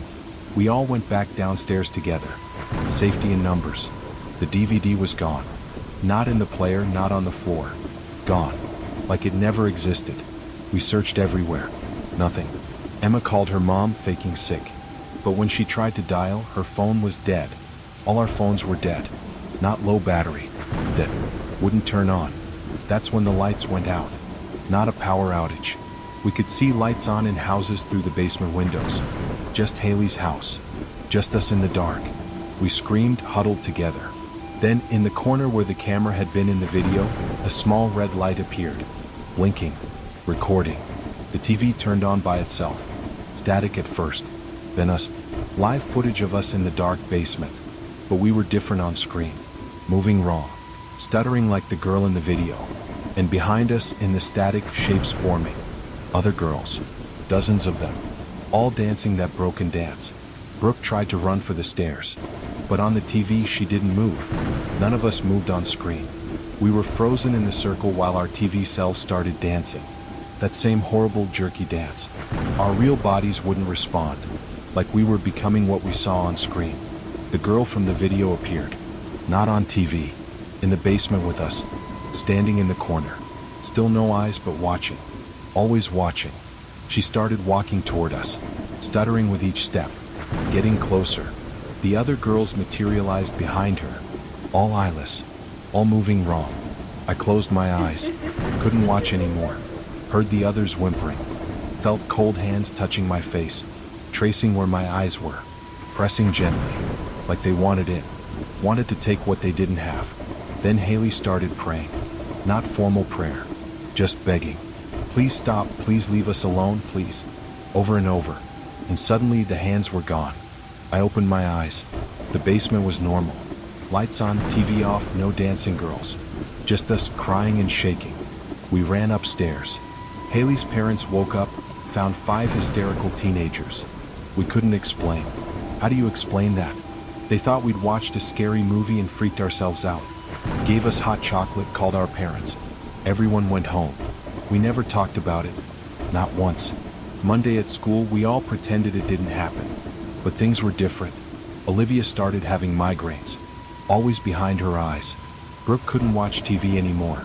Said the static hurt. Emma dropped out of our group entirely. Moved schools the next year. Haley and I stayed friends but distant. We never had another sleepover. Her family moved away junior year. Before they left, she told me something. Her brother had come home for spring break. Asked about a DVD he'd hidden in the basement. Said he bought it at a garage sale. Previous owner warned him not to watch it alone. He watched it anyway. Alone in the basement. Saw the dancing girl. But in his version, she wasn't alone. There were 4 other girls with her. All eyeless. All dancing. He recognized one of them. A girl from his high school who'd gone missing years before. He hid the DVD, forgot about it, until we watched it. Added ourselves to the collection. That's what Haley thought. That every group who watched it got pulled in. Became part of the dance. Part of the recording. Waiting for the next viewers. I still have nightmares about it. In them, I'm back in that basement. But I'm the one with no eyes. Dancing that broken dance. Waiting for someone to press play. To watch me. To join me. And behind me, infinite static. Infinite girls. All of us caught in the same stuttering loop. Sometimes I wake up and my eyes hurt. Like something's pressing on them from inside. I check mirrors obsessively, making sure they're still there. Still mine. Because I know one day I'll look and see smooth skin. And then I'll start dancing. Haley texted me last year. First time since high school. Just one line, I found another copy. I didn't respond. Changed my number the next day. Some things should stay buried. Some dances should never be learned. Some sleepovers should never have happened. But late at night, when static fills my TV for just a second, I see them. All those girls. Still dancing. Still waiting. And I know they see me too. Even with my eyes closed. The basement door. This happened when I was in 4th grade. I'm talking 9 or 10 years old. Some memories from childhood fade away, but this one stays clear as day. It was the middle of winter and we just had the biggest snowstorm of the year. School got canceled for 3 days straight. My older sister was at a sleepover and my parents had to drive to the city for my grandma's surgery. They didn't want to leave me alone, but the roads were getting worse by the hour and they had to go. I remember my dad kneeling down and putting his hands on my shoulders. He told me they'd be back the next morning as soon as the roads cleared. My mom went through her usual list.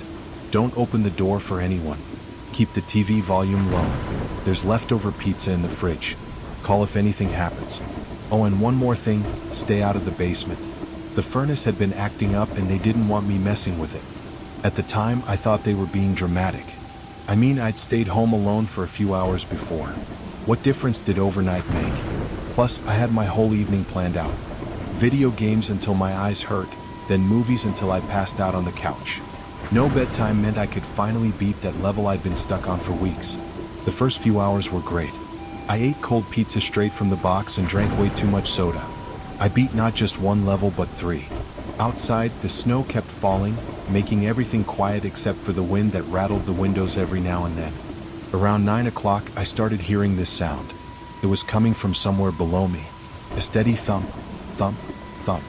Real slow, like someone knocking on a door with long pauses between each knock. I muted the TV and listened. The sound stopped. I turned the volume back up and tried to focus on my game, but I couldn't shake the feeling that something was off. Maybe 20 minutes later, I heard it again.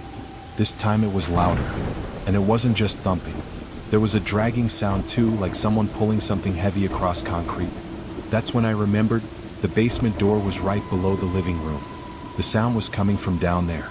I told myself it was just the furnace. My parents said it was acting weird, right? Old furnaces make all kinds of noises. That had to be it. But the rational part of my brain was fighting with the scared kid part, and the scared kid was winning. The sound stopped again. I turned off the TV completely and just sat there in the dark living room, listening. The house was so quiet I could hear my own breathing. Then I heard something that made my blood run cold. The basement door opened. I knew that sound by heart. It made this specific creak that drove my mom crazy. She was always telling my dad to oil the hinges. I couldn't move. I just sat there on the couch, frozen like a statue. Footsteps started coming up the basement stairs. They were slow and heavy. Each step seemed to take forever. I counted them in my head. 1, 3. We had 13 steps from the basement to the kitchen. I knew because I'd counted them a million times while doing laundry with my mom. 4, 5, 6. The footsteps kept coming. 7, 9. My heart was beating so fast I thought it might explode. 10, 11. Then they stopped. Just stopped. Right near the top, but not quite there. I waited for 12 and 13, but they never came. I don't know how long I sat there. Could have been 5 minutes or 5 hours. Time does weird things when you're that scared. Finally, I worked up the courage to move. I slid off the couch as quietly as possible and crawled to the hallway. From there, I could see into part of the kitchen. The basement door was wide open. I could see the darkness beyond it, like a black hole in the middle of our bright kitchen. But that wasn't the worst part. There were wet footprints on the kitchen floor. They came up from the basement, went a few steps into the kitchen, then just ended, like whoever made them just vanished into thin air. I crawled back to the living room and grabbed the phone. My hands were shaking so bad I could barely dial. I called my parents, but it went straight to voicemail. The storm must have knocked out cell towers or something. I was completely alone. I made a decision that probably saved my life. Instead of investigating or trying to be brave, I got out. I put on my coat and boots as fast as I could and went straight to our neighbor Mrs. Chen's house. She was this nice old lady who always gave out full-size candy bars on Halloween. I banged on her door until she answered, then told her everything through tears and snot. She called the police right away. They came and searched our whole house. They found the basement door open just like I said.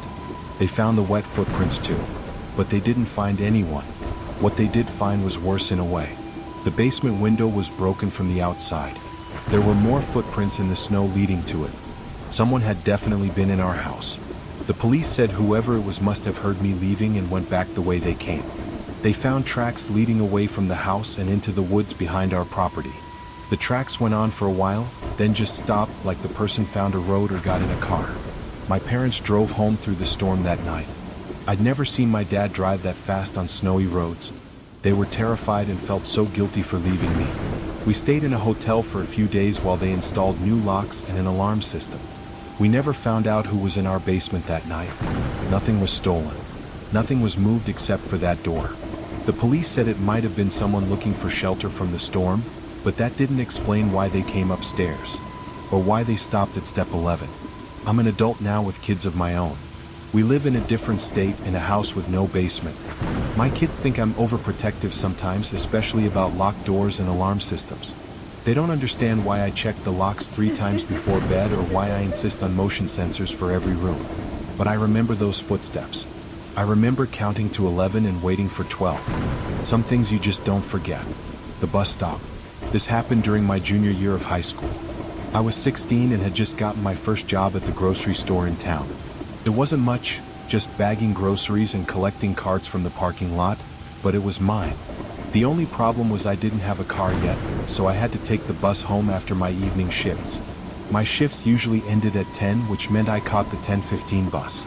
It was always the same driver, this older guy named Pete, who'd nod when I got on but never said much. There were hardly ever other passengers that late. Maybe a nurse getting off her shift or someone who'd had a few too many at the bar. Mostly it was just me. The bus stop by the store was one of those sad little shelters with a bench and a light that only worked half the time. It was right on the edge of the parking lot, where the street lights ended and everything beyond was just darkness. I'd been taking that bus for about 2 months when things started getting weird. It was a Tuesday night in November. Not raining or anything dramatic, just cold and dark the way November nights are. I finished my shift, grabbed my backpack from my locker, and headed to the bus stop. As I walked across the parking lot, I noticed someone already sitting in the shelter. That was unusual but not unheard of. Sometimes other people needed the late bus too. As I got closer, I could see it was a woman. She was sitting perfectly still on the bench, facing straight ahead. She had long dark hair that covered most of her face and was wearing what looked like a hospital gown. No coat, no shoes, just that thin gown. In November. I slowed down, that little alarm bell in your head starting to ring.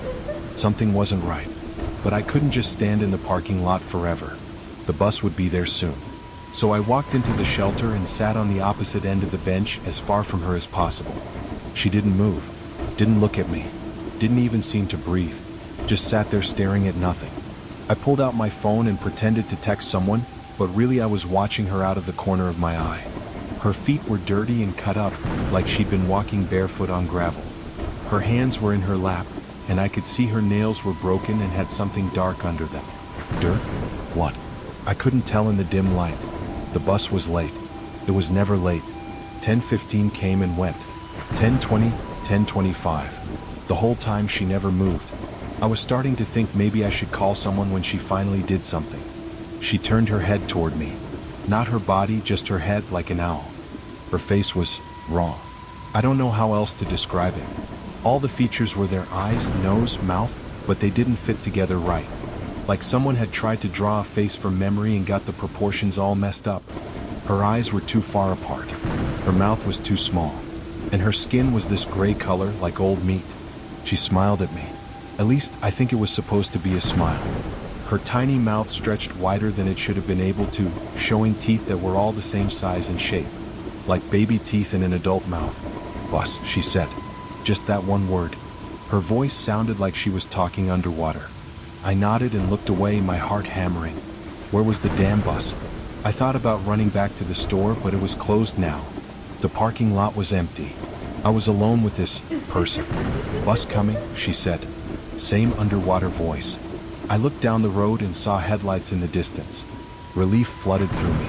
Just a few more minutes and I'd be safe on the bus with Pete and his no-nonsense attitude. But as the headlights got closer, I realized something was wrong. They were too high up, too far apart. That wasn't the city bus. It was a truck or an SUV. It slowed down as it passed the stop, and I could see the driver looking at us. At her. His face went from curious to terrified in about half a second. He gunned it, tires squealing as he sped away. The woman made a sound that might have been a laugh. It was wet and wrong, like gurgling.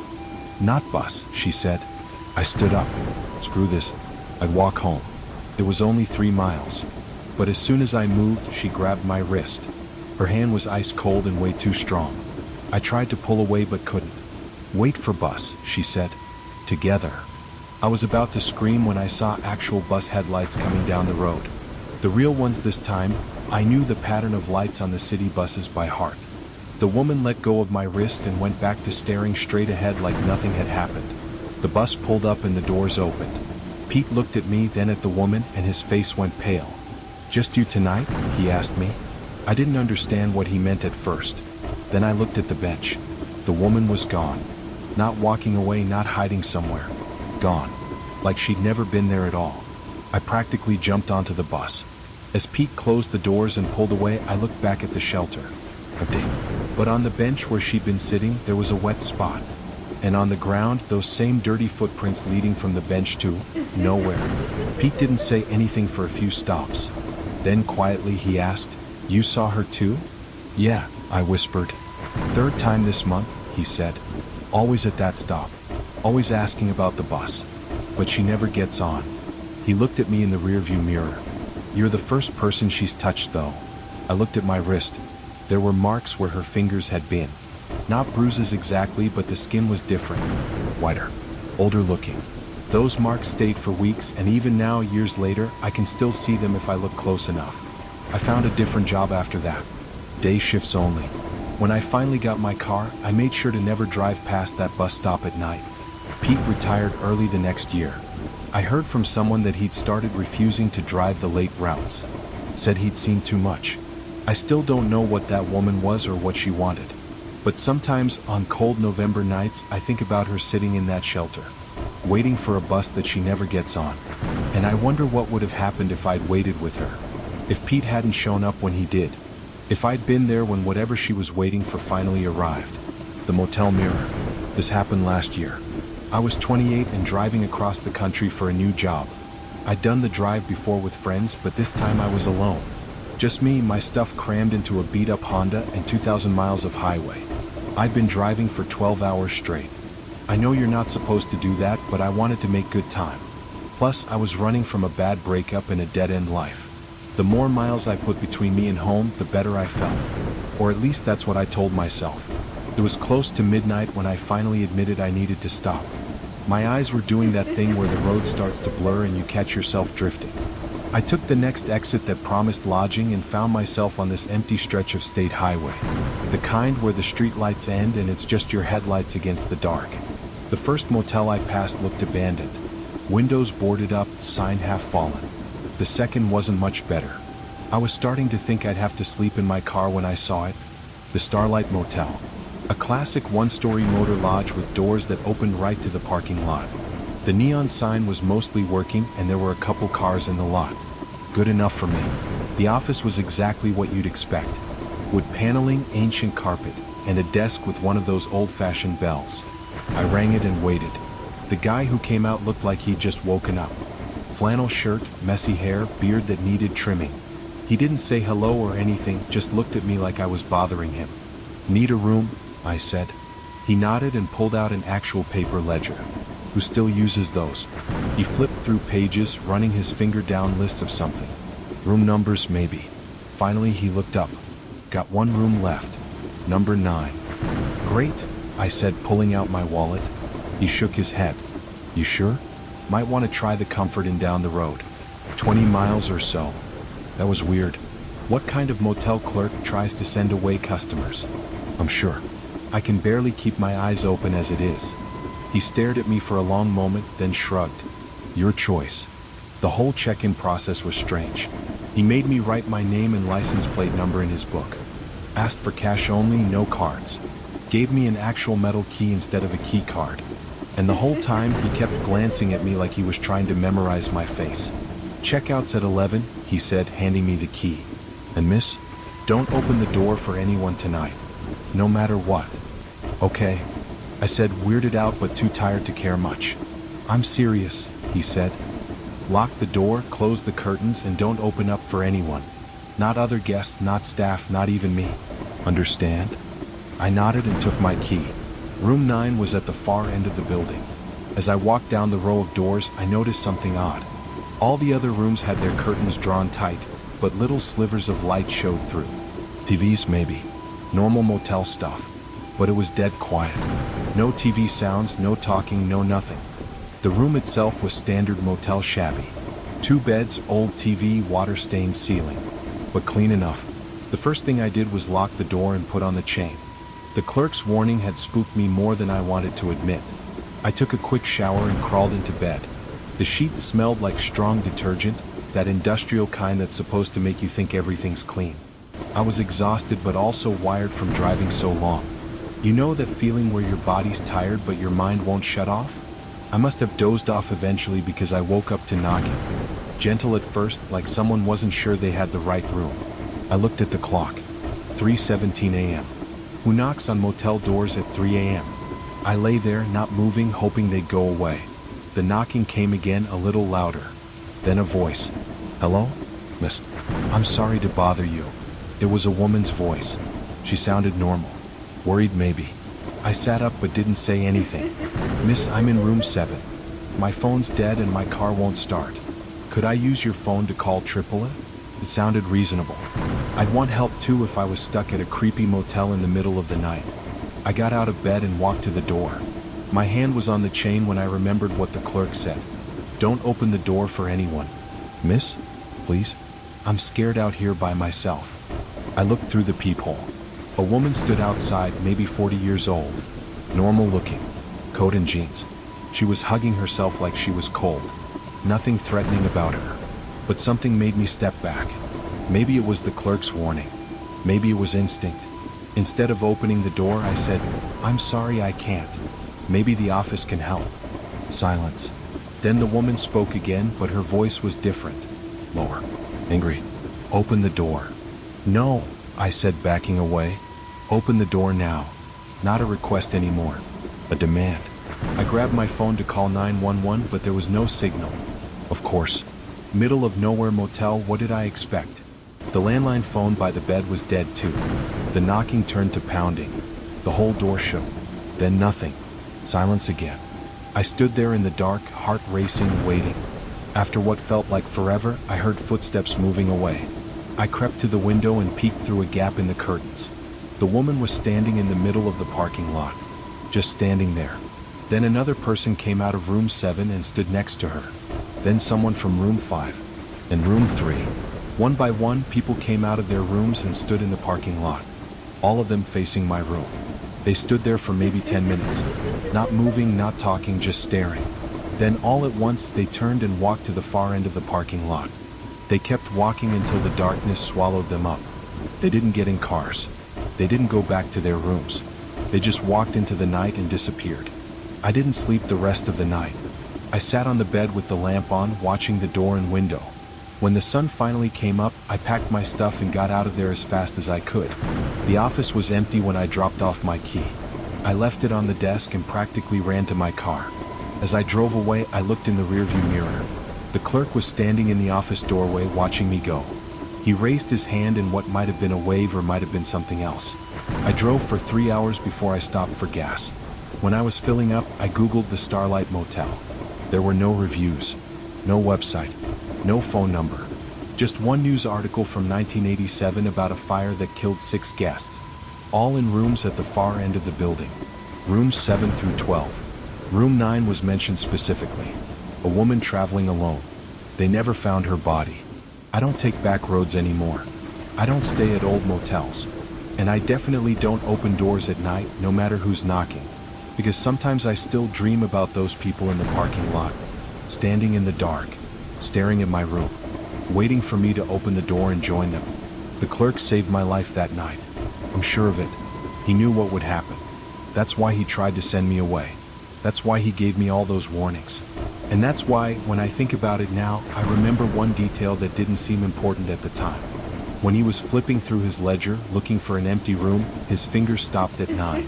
But he didn't look happy about it. He looked sad, like he was signing my death warrant. But he gave me the room anyway. And he gave me the warning that saved me. I've thought about going back, finding out what really happened, thanking him maybe. But I know I never will. Some places you leave for good. And some doors, once you refuse to open them, should stay closed forever. The lake path. This happened when I was 14. My parents had finally started trusting me enough to let me hang out with friends without constant supervision. It was the summer before high school and everything felt like it was changing. We lived in this small town where everyone knew everyone, the kind of place where kids could still ride bikes until dark and parents didn't worry much. My best friend Katie lived on the other side of the lake from me. Not a huge lake, just one of those man-made ones they put in to make the neighborhood seem fancier. During the day, you could walk around it in about 20 minutes. There was a paved path that went all the way around with little benches and streetlights every so often. That summer, Katie and I had this routine. I'd bike to her house after dinner, we'd hang out in her room listening to music and talking about boys we liked, then I'd bike home before 10. My parents' only rule was that I had to text them when I left and when I got home. Simple enough. One night in July, I stayed later than usual. Katie's older brother had just gotten his license and was telling us stories about driving around with his friends. Time got away from us, and when I finally looked at the clock, it was almost 11. I grabbed my bike and headed out, knowing I'd get an earful when I got home. The path around the lake was different at night. The streetlights created these pools of yellow light with dark spaces in between. I'd done this ride so many times I could do it with my eyes closed, but something felt off that night. You know how sometimes the air just feels wrong? Like right before a storm, but different? I was about halfway home when my bike chain came off. Just my luck. I stopped under one of the streetlights to fix it. That's when I heard the whistling. Someone was coming down the path behind me, whistling this slow, simple tune. Nothing scary about whistling, right? People whistle all the time. But this was different. The tune was wrong somehow. It kept repeating the same 5 notes over and over, and it was getting closer. I looked up from my bike and saw a figure walking toward me. Just a normal person out for a walk, I told myself. Lots of people walked the lake path at night. As they got closer, I could see it was a man. Tall, wearing regular clothes, jeans and a t-shirt. Nothing unusual, but he was walking weird. His arms hung straight down at his sides, not swinging like normal people walk. And that whistling never stopped. Same 5 notes, over and over. I got my chain back on as fast as I could and started pedaling. But here's the thing, he started walking faster too. Not running, just walking faster. And the whistling got louder. I told myself I was being paranoid. He was just some guy walking home. The path was public. He had every right to be there. But when I sped up, he sped up. When I slowed down to see what he'd do, he slowed down too. Always staying the same distance behind me. Always whistling those same 5 notes. I came to the part of the path that split. One way continued around the lake to my house. The other led up to the main road. I made a split-second decision and took the road path. If he followed me, I'd know something was really wrong. He followed me. Now I was scared. This wasn't the way to anywhere except the road. If he was just walking home, he should have stayed on the lake path. I pedaled harder, my legs burning. The road was only a few hundred yards away. There would be cars, people, safety. But when I looked back, he wasn't walking anymore. He was running. Full-on sprinting after me, arms still hanging straight down, not pumping like normal runners. And he was still whistling. How can someone whistle while sprinting? But he was doing it. Same 5 notes, clear as day. I've never pedaled so hard in my life. I burst out onto the main road just as a car was passing.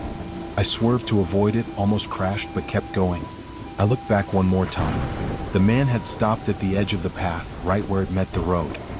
He stood there under the last street light, arms at his sides, still whistling. I didn't stop pedaling until I got home. My parents were mad about how late I was until they saw my face.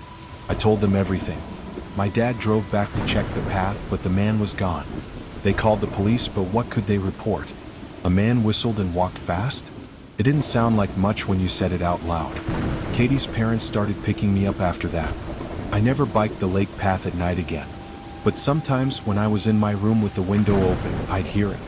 Those 5 notes, whistled slow and clear, somewhere out in the dark. The whistling stopped when summer ended. Maybe he was just a summer visitor. Maybe he found other paths to walk. I don't know. But I learned something that night. Trust your instincts. When something feels wrong, it probably is. And sometimes the scariest things are the ones that almost seem normal. Almost. Story 2, the basement bathroom.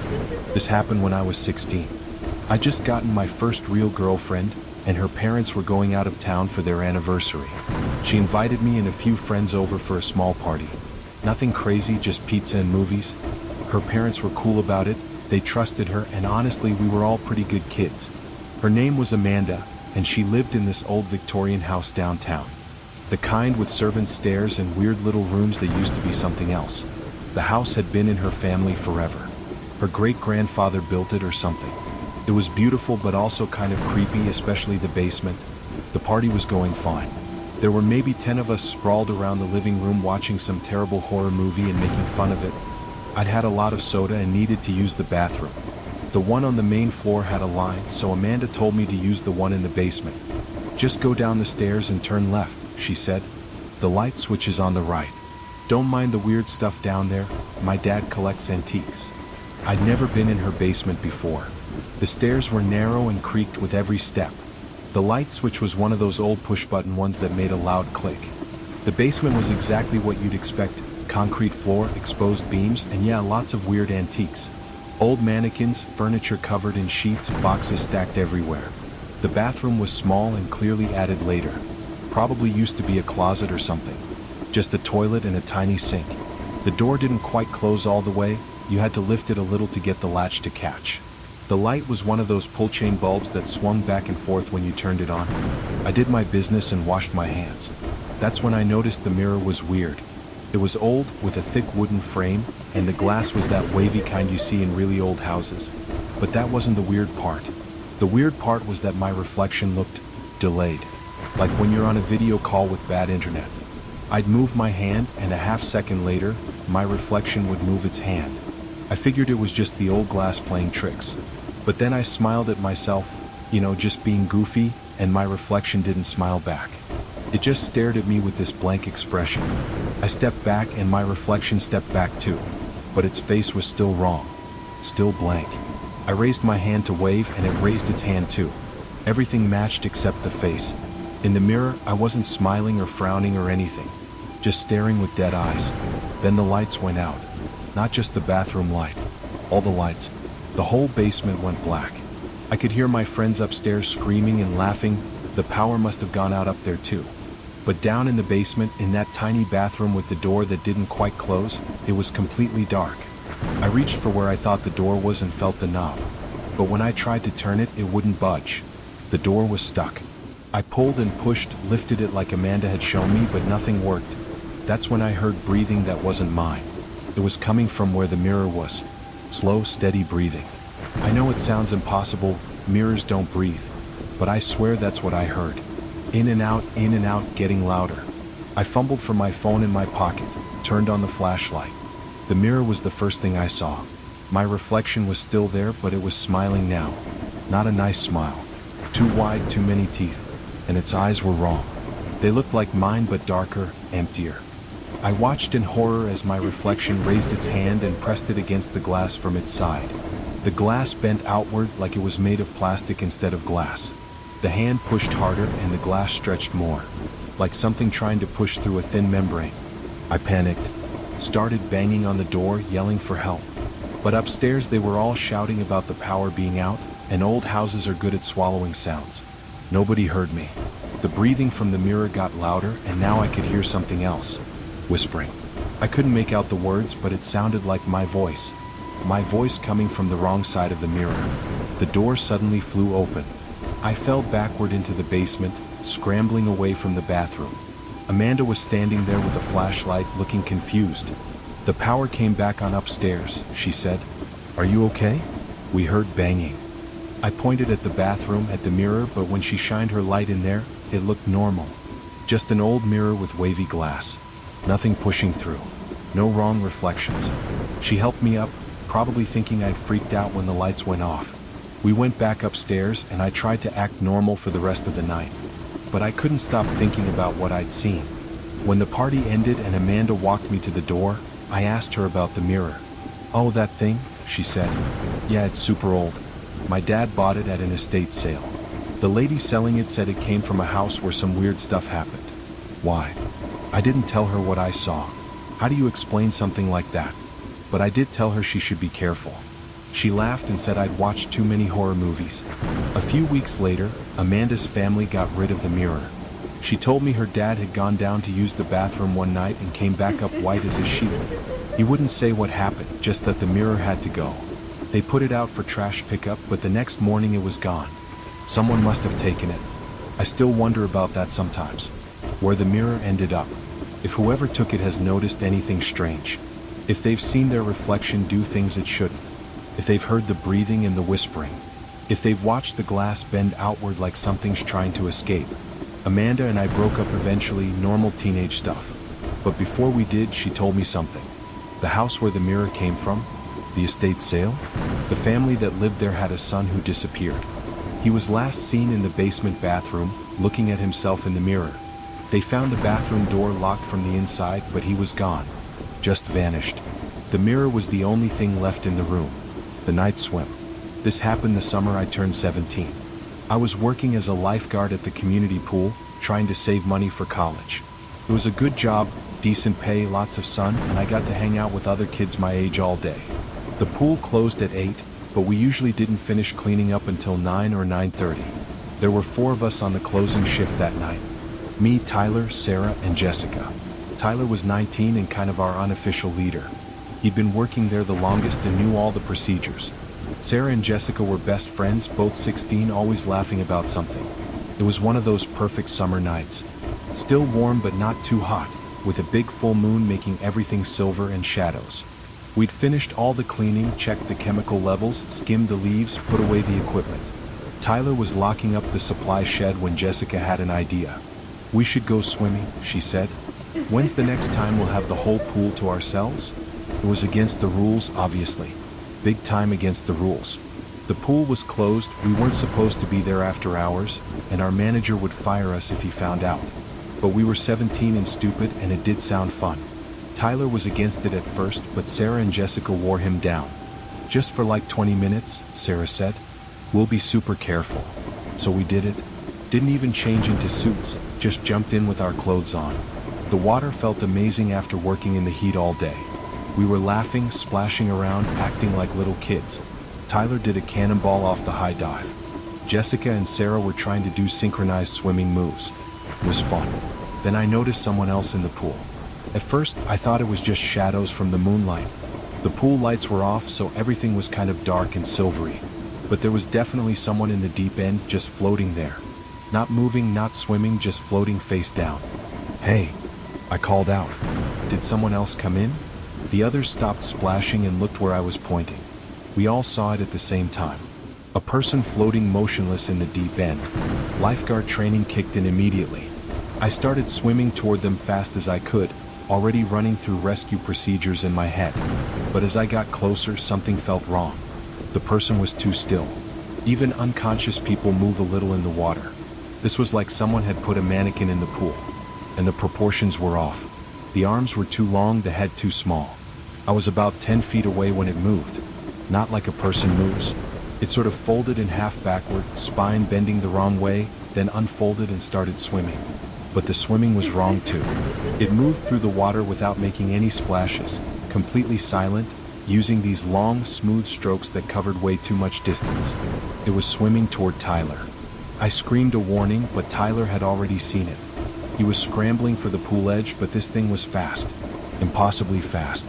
It glided through the water like it was flying, those two long arms reaching out. Tyler made it to the edge just as the thing reached him. He pulled himself out in one motion. Adrenaline is crazy, and turned back to help the rest of us. That's when we saw its face, or where its face should have been. It was just smooth, wet skin with two dark holes where eyes might be. No nose, no mouth, just those holes. We all screamed. Sarah and Jessica were already at the ladder, climbing out so fast they were stepping on each other. I was in the middle of the pool, and that thing was between me and the nearest edge. It turned those dark holes toward me, and even without a face, I could tell it was looking at me, deciding something. Then it went under. Just sank straight down like someone had tied weights to it. The surface went still. I couldn't see it in the dark water, couldn't tell where it was. I started swimming for the edge, expecting to feel those long arms grab my legs any second. I made it out. We all made it out. We stood there dripping and shaking, staring at the pool. The surface was calm, like nothing had happened. But we could see it down there, a dark shape moving along the bottom, circling, waiting. Tyler wanted to call the police, but what would we say? We broke into the pool after hours and saw a monster? They'd think we were high. So we just left, grabbed our stuff and ran. We made a pact not to tell anyone. Who would believe us anyway? The next morning, I came in for my shift like normal. The manager was there looking confused. He asked if we'd noticed anything weird when we closed up. I said no, why? He took me to the pool office and showed me the security footage from the night before. It showed us cleaning up, locking everything. Then it showed us leaving. Just leaving. No swimming, no midnight dip, nothing. 4 hours of footage were just missing. Deleted or never recorded, the manager couldn't tell. The timestamp jumped from 9:47 p.m. to 1:47 a.m., and in between, nothing. But that wasn't the weird part. The weird part was what the camera caught at 1:48 a.m. The pool was empty, everything normal. Then ripples started in the deep end. Small at first, then bigger. Something moving under the water. The quality was too grainy to see details, but you could make out a shape. Long and thin, swimming in circles. It swam for about 10 minutes. Then it went to the center of the deep end and just sank. Straight down. And didn't come back up. The manager had the pool drained that day. Said it was for routine maintenance, but I knew better. When they drained it, they found something at the bottom. A drain cover in the deep end had been pried off. The opening underneath was way bigger than it should have been. Like something had been digging, making it wider. They filled in the hole with concrete and replaced the drain cover. Refilled the pool and opened it back up a few days later. Everything went back to normal. But I never went in the deep end again. Neither did Tyler or Sarah or Jessica. We'd watch that spot, especially on night shifts. Sometimes we'd see ripples when there was no wind. Sometimes the new drain cover would rattle like something was pushing from underneath. I worked there the rest of the summer, then quit when school started. Heard later that they closed the pool permanently. Some official excuse about structural problems. But I know the real reason. It's still down there. In the pipes or the groundwater or wherever that hole led. Waiting for someone to go swimming alone. Waiting for the pool to fill with water again. Tyler moved away for college. Sarah and Jessica stopped talking to me like they blamed me for what we saw. Can't say I blame them. Some things you just want to forget. But I can't forget those long arms reaching through the water. That smooth face with holes for eyes. The way it moved like the water was air. I don't swim anymore. Not in pools, not in lakes, not in the ocean. Showers only. Because sometimes when I see dark water, I remember that thing circling at the bottom. And I wonder if it's still down there. Still waiting. Still hungry. Those are my teenage years. 3 times when the world showed me it had teeth. 3 times when being young and stupid almost got me killed. I'm older now, more careful. I lock my doors. I stay in well-lit places. I don't go places I shouldn't. But sometimes I still hear that whistling. 5 notes, over and over. Sometimes I catch my reflection moving wrong in store windows. Sometimes I dream about dark water and long arms. Growing up means learning the world isn't safe. That there are things we don't understand. Things that wait in the spaces between normal life. Most people never see them. Most people are lucky. I wasn't lucky, but I survived. And now you know what I know. Be careful out there. Trust your instincts. And remember, just because you can't explain something doesn't mean it isn't real. It just means you haven't met it yet. The night I lost my peace. This happened when I was really young. I'm talking about 4th or 5th grade. It's difficult to recall every detail from back then, but this memory burns bright for reasons that will become clear. It was the middle of autumn and we'd been having these terrible windstorms all week. After picking me up from school, my parents had to leave for a work conference in the city. I can't remember if it was for my dad's accounting firm or my mom's real estate business. Either way, they were supposed to return that night, but while they were gone, the winds picked up something fierce and it became too dangerous to drive through the mountain pass. So, instead of risking the journey home, they reluctantly decided to stay at a hotel near the conference center. I remember them calling me on our landline and repeatedly assuring me they'd be back first thing in the morning, even though I insisted I'd be perfectly fine. My mom rattled off her usual checklist. Make sure all windows are latched tight. Double check the back door. Keep the porch light on. Don't answer the door for anyone. Standard parent stuff. At the time, I didn't get why they were being so anxious about everything. I wasn't quite mature enough to understand why leaving kids my age alone overnight was such a big deal. Actually, I was kind of thrilled to have the house to myself. It meant unlimited video games and staying up past midnight. I obviously didn't have a computer or tablet in my room back then, so I camped out in the den with the big TV. I told myself I'd handle all that security stuff my mom mentioned right before crashing for the night since I was planning to pull an all-nighter anyway. But at some point past midnight, exhaustion hit me like a truck and I accidentally dozed off. No surprise there. I don't remember the exact time I woke up, but it was late enough that the TV had switched to those paid programming commercials, so at least 2 hours had passed. I distinctly remember feeling unusually warm when I woke up. Nothing too strange. I mean, the heating system was old and cranky, but the difference was noticeable enough for me to immediately wonder about it, even at that young age. I thought about just curling back up on the couch and returning to sleep. But then I remembered my mom's checklist. Even at that age, I knew she'd figure out if I hadn't done it, and I really didn't want to lose their trust after they'd left me home alone. So, I dragged myself off the couch and went to check everything. I went through the whole routine. Tested all the windows, locked the back door, made sure the porch light was on, even checked that the garage door was down. Everything was secure, which puzzled me because the house still felt way warmer than normal. I even touched a few windows to see if they were letting in hot air somehow, but they were all properly sealed. I figured maybe the heating system was acting up again and didn't give it more thought. That explanation seemed logical at the time, and I was so drowsy that I couldn't focus on the temperature issue. So, I headed upstairs to my bedroom, ready to collapse into bed and sleep properly. When I got to my room, I finally understood just how intense the winds had become. Our den is nestled in the interior of the house, so I hadn't really noticed the storm from down there. My childhood bedroom had 2 big windows facing the backyard though, so I could hear everything. The wind was howling like a pack of wolves, rattling the windows in their frames. And every few minutes, there would be a tremendous crack as another tree branch gave up the fight. I wasn't afraid of storms at that age, but I do remember worrying that one of our old oak trees might topple onto the house.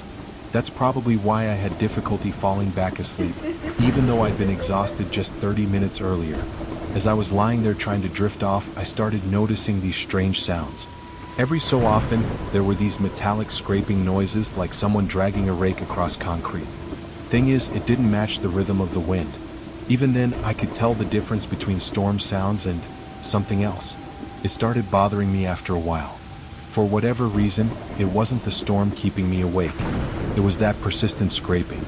I couldn't ignore it any longer. So, I sat up and scanned the room, not really sure what I was searching for. I listened, trying to filter out the sounds of the wind and focus on the scraping. A particularly strong gust shook the house, making my bedroom door rattle. Everything looked normal, but my attention kept returning to my closet door. The room fell quiet again except for the wind, and I sat there perfectly still. About 30 seconds later, another gust hit and my room lit up briefly from the motion sensor light in our backyard. And in that split second of illumination, I saw something that made my throat close up. My closet door was open about 6 inches. It had been shut before. I was absolutely certain of it. Something had opened it. There was something in my room. I didn't scream.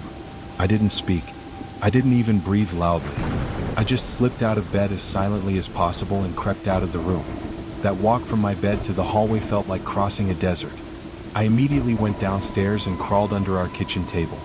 Then and only then I started shaking. I didn't know what else to do.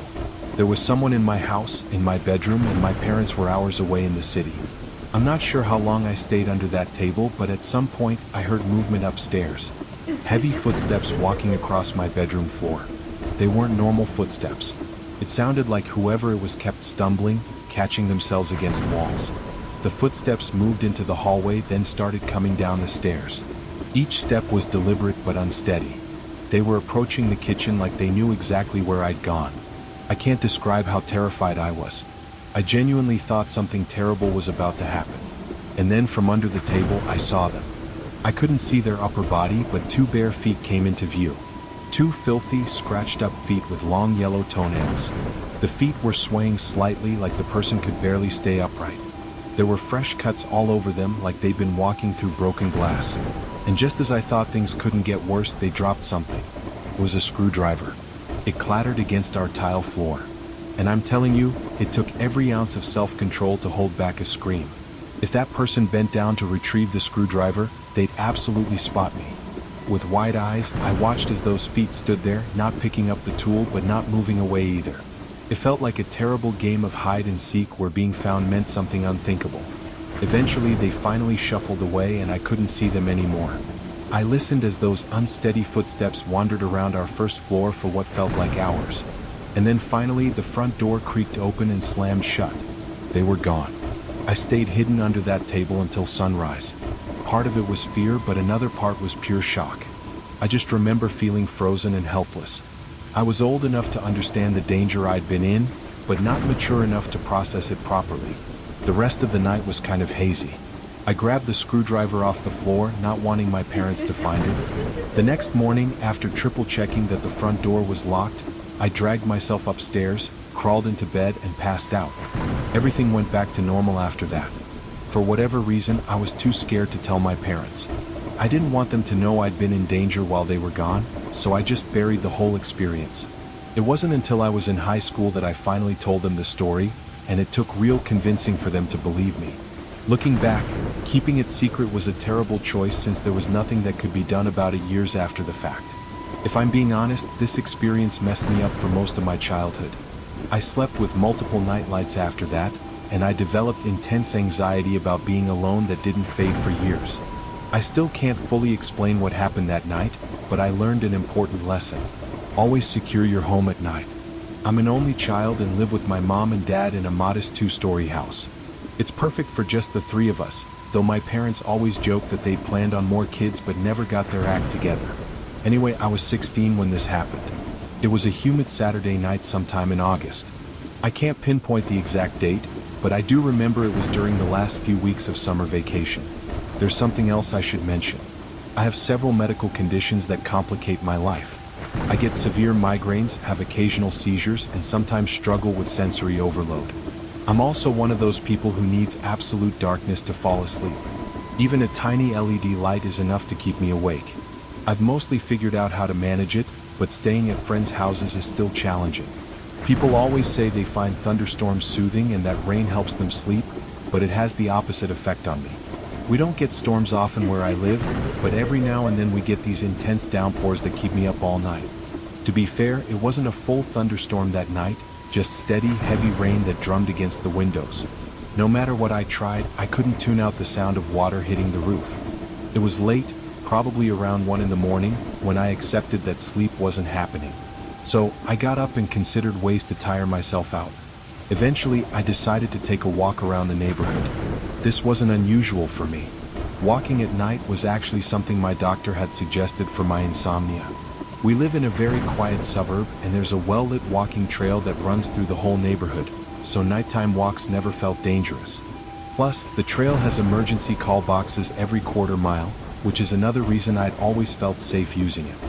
I threw on a hoodie, quietly went downstairs, and slipped outside without bothering with an umbrella. I deliberately left my phone behind because I knew the screen would just keep me wired. It was surprisingly peaceful outside. I've always loved nature, and watching the rain create tiny rivers in the gutters while the streetlights made everything sparkle was exactly the calm I needed. After about 30 minutes, I started feeling drowsy, which was perfect. I turned around and began heading home, thinking I'd finally be able to sleep. As I was walking past the neighborhood playground, I noticed something odd near the swings. There was a large dark shape lying across one of the bench swings. At first, I thought someone had dumped a bag of trash or left a blanket. But the longer I stared, the more I realized what it was. It was a person lying lengthwise on the swing, completely motionless. They were on their back with their arms hanging down, fingertips touching the wood chips below. I felt my stomach drop. The only logical explanation was that someone had passed out or was hurt. There was no other reason someone would be lying still on playground equipment in the pouring rain. Even though every instinct screamed at me to keep walking, I felt obligated to check on them. My parents raised me to help people in need. So against my better judgment, I started walking toward the playground. As I got closer, I could see more details. Dark jacket and jeans. Definitely not dressed for rain. From the build, it looked like a woman, though I couldn't be sure. Her position on the swing looked incredibly uncomfortable, back arched at a weird angle. I'm not sure if it was the situation or something else, but as I approached the playground, I suddenly noticed how cold it had gotten. The rain felt like ice needles on my skin. As I was about to step onto the playground, a sound erupted from somewhere across the park. It was like a shriek mixed with static, like a broken speaker trying to scream. Pure instinct made me spin around, adrenaline flooding my system. The sound seemed to come from the wooded area at the park's edge, but I couldn't see anything in the darkness. The noise had to be some kind of animal, maybe injured. That's the only explanation that made sense. But the complete strangeness of it made my skin crawl. I'd never heard anything like it before, and not knowing what made it was terrifying. But that fear was about to get much, much worse. Because when I turned back to the swing, that person wasn't lying down anymore. They were sitting up perfectly straight, feet planted in the wood chips, staring directly at me. In that instant, everything started spinning and my vision tunneled. The only thing keeping me conscious was the cold rain shocking my system. Before I could react, the person stood up and started walking toward me with measured, deliberate steps. And worse, they were holding what looked like a box cutter in their right hand. Their face was completely expressionless, like a mannequin. Up until that moment, I didn't understand what true terror felt like. I turned and ran faster than I've ever run in my life. As soon as I started running, I heard them shout something. I couldn't make out the words over the rain and my own heartbeat, but the tone was aggressive, threatening. The wet ground made it hard to get good traction, but whoever was chasing me had the same problem. I didn't want to lead them to my house, so I ran toward the main road, hoping to find cars or people. I didn't look back once. I just ran like my life was at stake. And considering how dead their eyes looked, I think it genuinely was. I ran past the trail and burst onto the main road, nearly getting clipped by a passing car. The driver honked angrily, but I didn't care. I kept running until I reached the 24-hour gas station about half a mile down. Only then did I risk looking back. The road was empty. No one had followed me onto the main street. I stumbled into the gas station, soaking wet and probably looking insane. The clerk asked if I was okay and I just nodded, too out of breath to explain. I called my parents from the station phone, and my dad came to get me immediately. I told them everything on the drive home. They called the police, but when officers checked the playground, no one was there. Just wet wood chips and empty swings. They said it was probably someone drunk or on drugs who wandered off. But I know what I saw. Those dead eyes. That careful, purposeful walk. The way they'd been positioned on that swing like they were waiting. Waiting for someone like me to come close enough. I never walked at night again after that. When insomnia hit, I dealt with it other ways. My parents understood. They'd seen how shaken I was. We never figured out who that person was or what they wanted. But sometimes on rainy nights I think about them, lying on that swing in the rain, waiting. And I wonder how many times they'd done it before. How many times they'd wait on that swing for someone to check on them. And what happened to the people who got too close. I'm 30 years old, and one of the only things that's ever truly helped me cope with stress is solo hiking. Not busy trails or popular parks where you're constantly passing other hikers. I mean genuine backcountry hiking. I grew up in Colorado, and I've spent most of my adult years learning to find those isolated spots where you can still experience true solitude. This story happened about 6 months ago. I had just ended a long-term relationship, and let's just say I was struggling. I needed space to think. So one Friday I just loaded my pack and headed out. I didn't have a detailed plan. I just threw my gear together and decided to revisit a remote lake I discovered a few years back. It wasn't on any official trail maps, just a hidden gem you could reach if you followed an old logging road and then bushwhacked for a few miles. I arrived at the trailhead around 4 in the afternoon, and immediately my mood soured a bit. There were already 3 vehicles in the small pullout, a blue SUV, a white pickup, and an old sedan. I couldn't see anyone around, but knowing other people were out there kind of defeated the purpose. I hadn't driven 3 hours to share the wilderness. I sat there for a moment debating whether to find another spot. But I told myself it was a big area, and odds were whoever owned those vehicles was camping somewhere completely different. I hiked for maybe 45 minutes up the old logging road and spotted 3 people up ahead near a stream crossing. They looked like typical backpackers, heavy boots, worn gear, probably in their 40s. But something seemed off about their energy. As I got closer, one of them quickly shoved something into his pack and gave me this forced smile. As I passed, he called out, making small talk about the weather and asking where I was headed. His voice was oddly strained, like he was trying too hard to sound casual. I gave vague answers and kept moving. As I continued hiking, I couldn't stop thinking about the interaction. It wasn't what they said that bothered me. It was how nervous they seemed. Like I'd caught them doing something they shouldn't. I tried to dismiss it. People in the backcountry could be awkward. Not everyone had great social skills. But something felt genuinely wrong about those 3.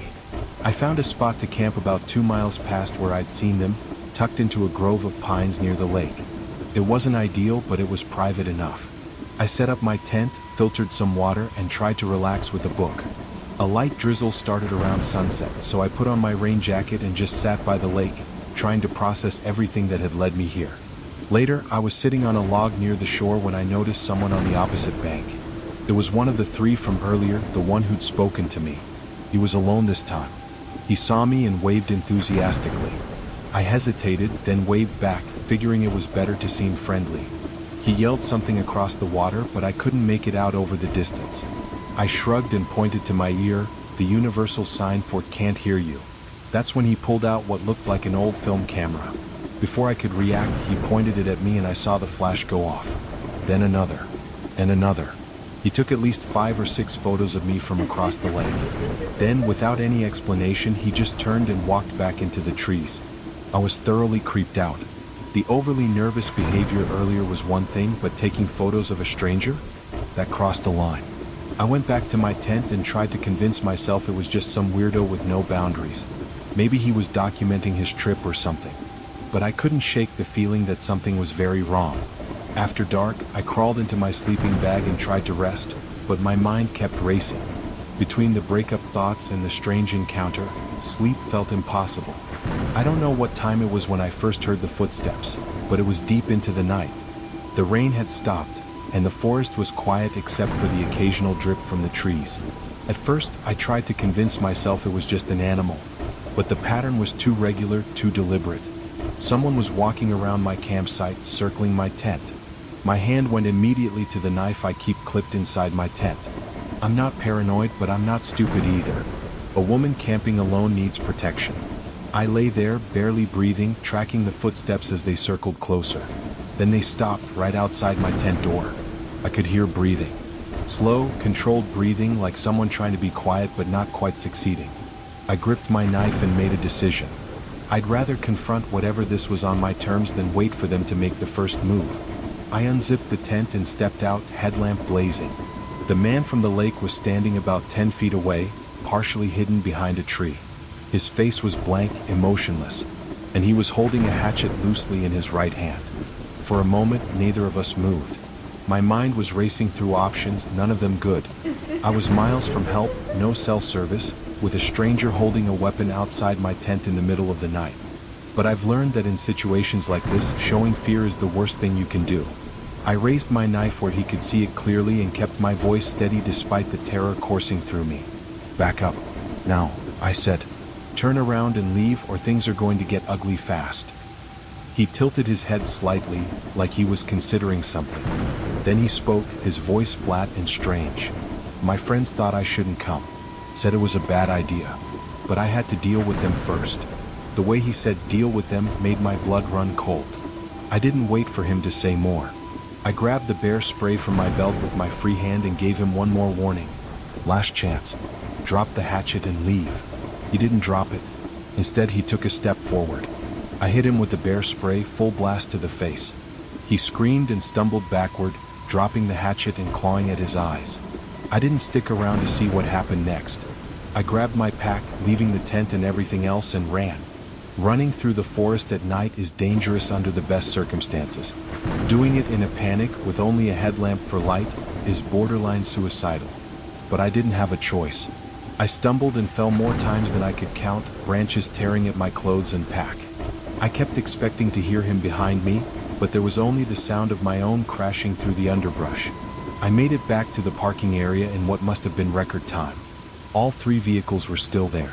My hands shook as I fumbled for my keys, threw my pack in the back, and peeled out of there. I drove for 20 minutes before I had enough cell service to call 911.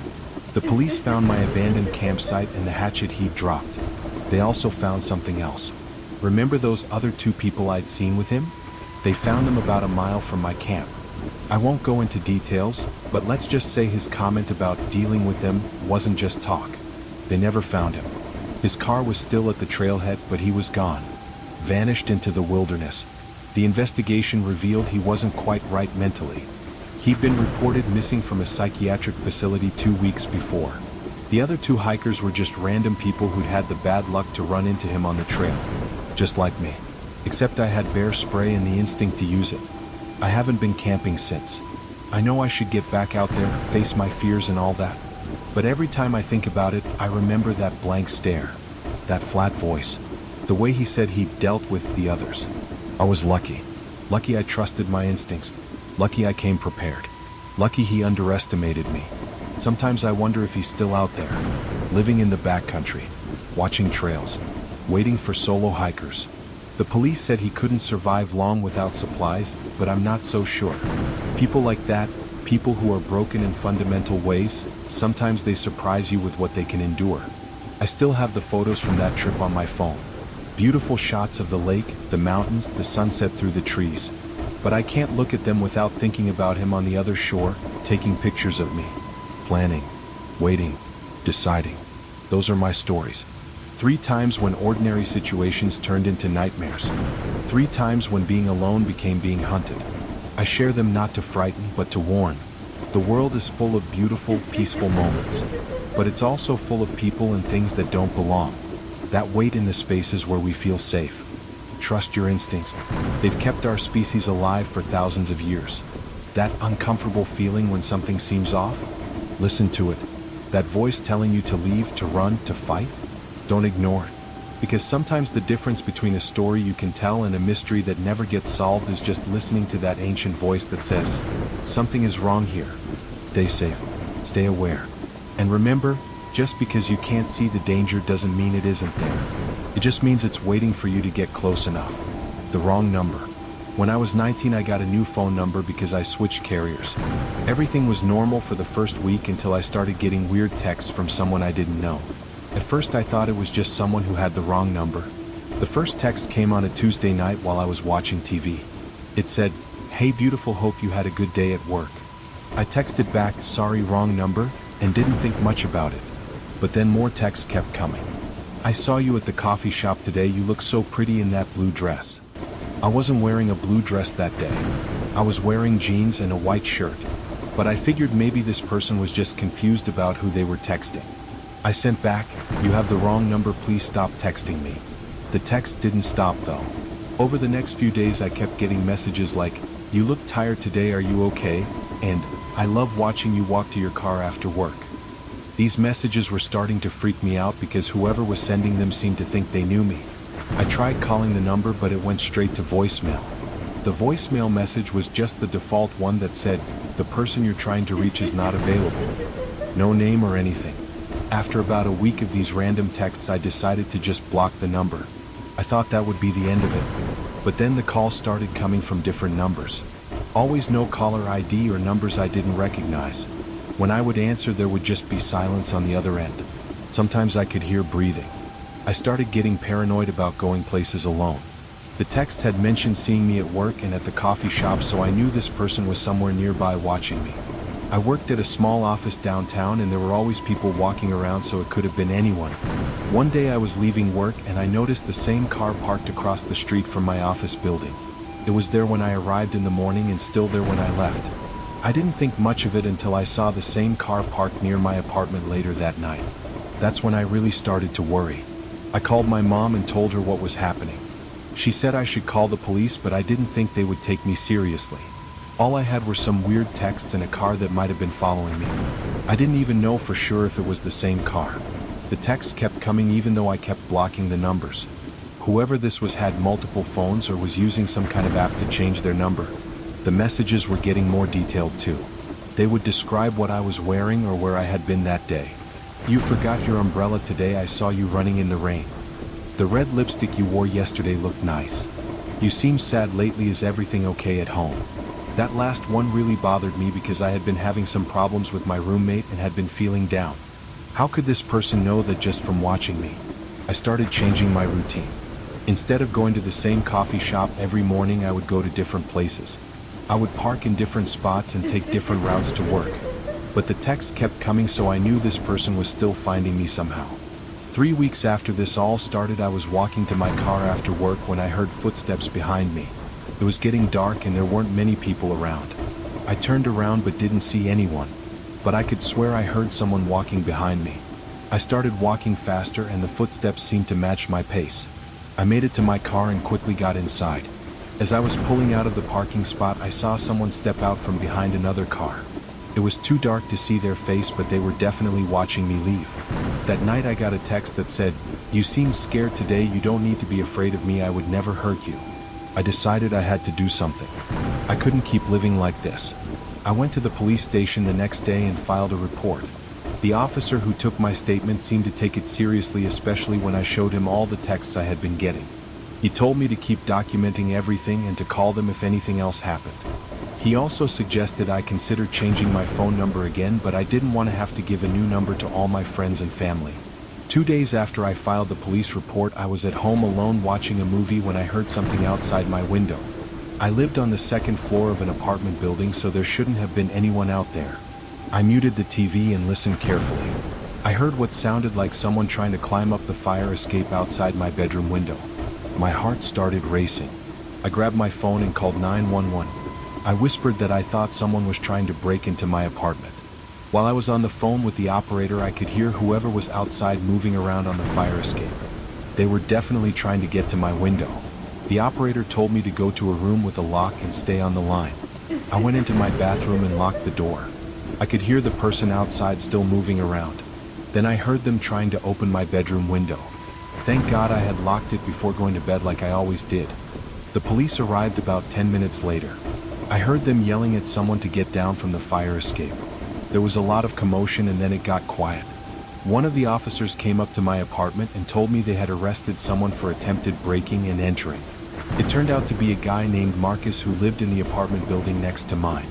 He had been watching me through his window for months before he started texting me. He told the police he was in love with me and just wanted to talk to me. He had gotten my phone number somehow and had been following me around town. When they searched his apartment, they found hundreds of photos of me that he had taken without my knowledge. Pictures of me going to work, grocery shopping, even some taken through my apartment window when I had my blinds open. It made me sick to think about how long he had been watching me. Marcus was charged with stalking and attempted breaking and entering. He ended up pleading guilty and got 2 years in prison plus a restraining order. The detective told me this probably would have gotten much worse if I hadn't called the police when I did. Even though he's in prison now, I still feel paranoid sometimes. I always check my windows before I go to bed, and I'm careful about who I give my phone number to. I moved to a different apartment in a building with better security. The whole experience taught me to trust my instincts when something feels wrong. I still get random texts sometimes from numbers I don't know, and it always makes me panic for a second. But so far it's just been normal wrong numbers or spam. I hope I never have to go through anything like that again. The substitute teacher. I was in 10th grade when this happened. It was the middle of winter, and our regular English teacher, Mrs. Patterson, had to take sick leave for a few weeks. The school brought in a substitute teacher to cover her classes until she got better. The substitute's name was Mr. Davis. He seemed nice enough at first. He was probably in his 30s and had been teaching for a while at different schools. He told us he specialized in covering long-term substitute positions when regular teachers had to be out. Our English class was right after lunch, and I usually sat in the third row near the window. Mr. Davis would walk around the classroom while he taught instead of just standing at the front like Mrs. Patterson did. At first I thought this was just his teaching style. But after a few days I started noticing that he seemed to walk by my desk more often than the other students. He would stop and lean over to look at my work or ask me questions about the assignment. He always stood really close when he did this. One day he handed back our essays, and when he gave mine back he said, "Excellent work, Sarah, you're very talented." That was nice to hear, but something about the way he said it made me uncomfortable. He held eye contact a little too long and smiled in a weird way. The next week things got stranger. Mr. Davis started keeping me after class to talk about my assignments. He would say things like, "You have so much potential," and "You're much more mature than the other students." These conversations made me feel awkward, but I didn't want to be rude. During one of these after-class talks, he asked me about my plans for college and what I wanted to study. When I told him I was interested in journalism, he got really excited. He said he used to work at a newspaper before he became a teacher and offered to help me with my writing. He gave me his personal email address and said I could send him my writing to get feedback. He said we could meet outside of school to work on my portfolio for college applications. I thought this was really nice of him, and I was excited to have a teacher who believed in me. I started emailing Mr. Davis my writing assignments, and he would send back long, detailed responses. His feedback was actually really helpful and my writing was getting better. But his emails also included personal questions about my life outside of school. He asked about my family and my friends and what I liked to do on weekends. He also started complimenting me on things that weren't related to school. He would say I had beautiful eyes or that I looked pretty in certain outfits. These comments made me uncomfortable, but I didn't know how to respond. One Friday after school, Mr. Davis asked if I wanted to meet at a coffee shop over the weekend to work on a story I was writing for the school paper. I had told my parents about getting extra help with my writing, so they said it was okay as long as we met somewhere public. We met at a Starbucks near my house on Saturday afternoon. At first we just worked on my story and he gave me good advice about how to make it better. But then he started asking more personal questions about my relationships and whether I had a boyfriend. When I told him I didn't have a boyfriend, he said that was surprising because I was so mature and pretty. He said boys my age probably didn't appreciate how special I was. This conversation was making me really uncomfortable, but I didn't want to be rude to a teacher who was trying to help me. Near the end of our meeting, he suggested we exchange phone numbers so he could text me if he had ideas about my writing. He said it would be easier than email. I gave him my number because I didn't know how to say no without seeming ungrateful.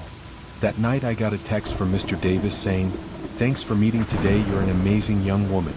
I didn't respond because it seemed too personal for a teacher to send to a student. The next few days he kept texting me things that had nothing to do with schoolwork. He would ask how my day was going or comment on what I was wearing in class. One time he texted, "You look beautiful today, that color really suits you." I started feeling really uncomfortable about the whole situation. I talked to my best friend Jessica about it and she said it sounded creepy. She thought I should tell my parents or the principal, but I was worried I would get in trouble for meeting with him outside of school. In class, Mr. Davis started paying even more attention to me. He would call on me constantly and always complimented my answers even when I knew they weren't that good. He started finding excuses to touch my shoulder or hand when he was talking to me. One day after class, he asked if I wanted to meet at his apartment to work on college application essays. He said he had better resources there than at a coffee shop. This request made me feel really scared and uncomfortable. I told him I was busy and couldn't meet. That night I got several texts from him asking if everything was okay and why I seemed distant in class. He said he was just trying to help me succeed and that he cared about my future. The texts kept coming even after I went to bed. The next morning there were more texts waiting for me. One of them said, "I can't stop thinking about you, Sarah, you're so special." Another one said, "I think I'm falling in love with you." Reading these made me feel sick to my stomach. I knew I had to tell someone what was happening. I went to the guidance counselor, Mrs. Rodriguez, during lunch and showed her the texts. Her face got really serious as she read them. She said this was completely inappropriate behavior from a teacher and that she had to report it immediately. Mrs. Rodriguez called my parents and the principal right away. They brought me into the office to talk about what had been happening. I was scared I would get in trouble, but everyone assured me that I had done nothing wrong. The principal said they were going to investigate Mr. Davis immediately and that he would be suspended pending the investigation. They also said they were going to call the police because what he had done was not just against school policy but also illegal. When I got home, my parents were really upset, but not at me. They were angry at themselves for not picking up on what was happening. My mom said she should have known something was wrong when a teacher wanted to meet with me outside of school so much. The police came to our house that evening to take a statement from me. The detective was really nice and explained that Mr. Davis had been grooming me, which is when an adult builds trust with a minor in order to manipulate them. She said I was brave for speaking up. It turned out that I wasn't the first student this had happened to. When the school investigated, they found that Mr. Davis had inappropriate relationships with students at his previous schools too. He had been moving from district to district when schools found out about his behavior. Mr. Davis was arrested and charged with inappropriate conduct with a minor and harassment. He was banned from ever teaching again. The whole situation was really traumatic for me and I had to see a counselor for a while to deal with what happened. The worst part was that some kids at school blamed me for what happened. They said I must have encouraged him or led him on somehow. A few people even said I was lying for attention. This made me feel terrible because I had been the victim. My parents ended up transferring me to a different school for the rest of the year because the gossip and rumors were so bad. Starting over at a new school was hard, but it was better than dealing with people who didn't believe me or blamed me for what happened. Mrs. Patterson came back from her sick leave and was horrified when she found out what had happened. She wrote me a letter apologizing and saying that none of it was my fault. She also helped me get into an advanced writing program at my new school. It took me a long time to trust teachers again after what happened with Mr. Davis. Even now as an adult, I'm very careful about one-on-one situations with people in positions of authority. The whole experience taught me that adults who try to make you feel special or different from other kids often have bad intentions. I'm glad I finally spoke up when I did because the detective said Mr. Davis was definitely escalating his behavior. She thought if I hadn't reported him, he probably would have tried to assault me or another student. Knowing that I prevented other kids from going through what I did makes me feel a little better about the whole horrible situation. The night shift coworker. I started working at a 24-hour diner when I turned 18. I needed the money for college and night shift paid more than day shift. The diner was called Mel's and it was one of those old-fashioned places with red booths and a long counter with stools. Most nights it was pretty quiet except for truck drivers and people getting off late shifts at other jobs. There were usually only 2 people working nights, 1 waitress and 1 cook. The manager would leave around 10 p.m. and we'd be on our own until the morning crew came in at 6 a.m. I had been working there for about a month when they hired a new night cook named Jake. He was probably in his late 20s and had worked at restaurants before. He seemed friendly enough and was good at his job, so I didn't think much about him at first. Jake would always offer to help me with things that weren't really his job, like cleaning tables or filling salt shakers. He said he liked to stay busy and didn't mind helping out. I thought he was just being nice since night shift could get boring when there weren't many customers. After working together for a few weeks, Jake started making more personal conversation during the slow periods. He would ask about my college plans and my family. He seemed interested in my life, which was nice because most of the other employees didn't really talk to me much. He started complimenting me on things like my hair or my smile. At first it seemed harmless, like he was just being friendly. But then the compliments got more personal. He would say things like, "You have such a beautiful body," or "You're so sexy in that uniform." These comments made me uncomfortable, but I didn't know how to respond. I was young and inexperienced and didn't want to cause problems at work. I would just smile awkwardly and try to change the subject when he said things like that. Jake also started touching me more often. He would put his hand on my shoulder when he walked by or brush against me when we passed each other in the narrow kitchen area. He always made it seem accidental, but it happened way too often to be an accident. One night when it was really slow, he suggested we sit in one of the booths during our break instead of standing behind the counter. He said it would be more comfortable and we could talk better. I agreed because my feet were tired from standing all night. During our break, Jake sat really close to me in the booth even though there was plenty of room. He kept touching my arm while he talked and moved closer every few minutes. When I tried to scoot away, he would just move closer again. He started telling me about his previous relationships and asking about my dating life. When I told him I didn't have time for dating because of school and work, he said that was too bad because I was missing out. He said older guys like him knew how to treat a woman right.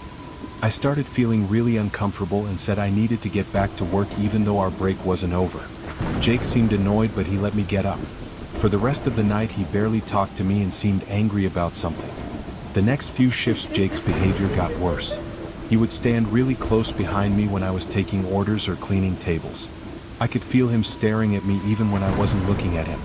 He made comments about my body that were getting more and more inappropriate.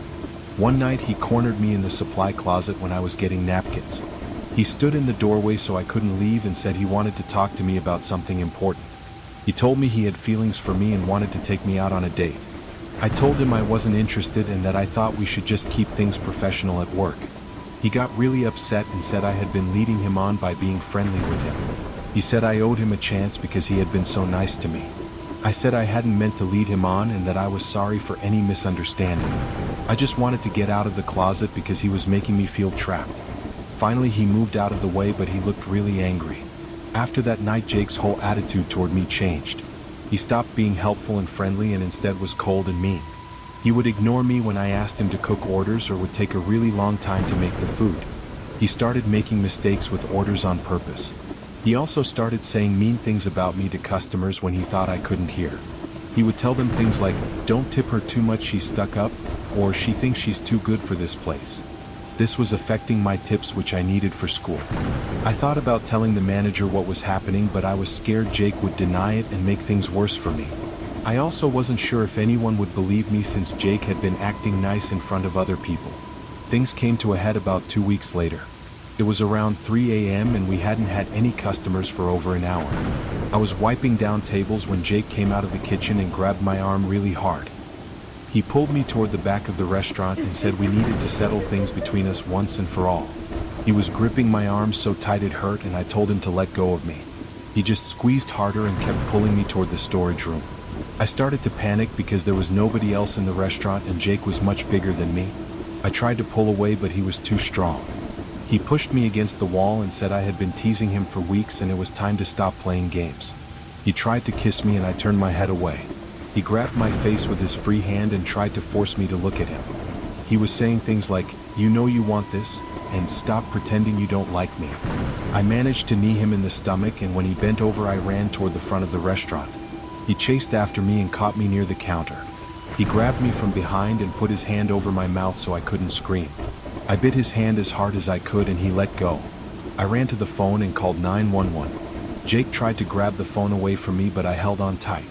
I was screaming into the phone that someone was trying to attack me at Mel's Diner on Route 9. Jake realized I was serious about calling the police and he ran toward the back exit. By the time the cops got there, he was gone, but I gave them his full name and address from the employee files. They found him at his apartment a few hours later. Jake was arrested for assault and attempted sexual assault. When they investigated, they found out he had been fired from his last job for harassing a female coworker, but the restaurant hadn't done a proper background check when they hired him. The manager felt terrible about what happened and said they would pay for counseling if I needed it. They also changed their hiring policies to do better background checks. I decided to quit though because I didn't feel safe working there anymore. I had nightmares for weeks after what happened with Jake. I kept thinking about what would have happened if there had been customers in the restaurant who could have helped me, or if I hadn't been able to get away from him. My parents wanted me to sue the restaurant for not protecting me, but I just wanted to put the whole thing behind me and focus on school. Jake ended up pleading guilty and got 3 years in prison, plus he had to register as a sex offender. The hardest part was that some people blamed me for what happened. They said I shouldn't have been working alone with a man late at night, or that I must have done something to encourage him. This made me feel angry because none of it was my fault. I found a different job working at the campus library during the day where there were always other people around. I never wanted to work alone with someone again, especially not at night. The whole experience made me much more careful about the situations I put myself in. Even now, years later, I still get nervous when men I don't know very well stand too close to me or touch me without permission. What happened with Jake taught me that some people will take any friendly behavior as encouragement, even when you're just trying to be polite.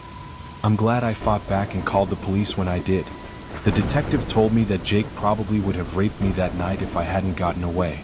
Knowing that I stopped him from potentially hurting other women makes me feel like I did the right thing, even though it was terrifying at the time.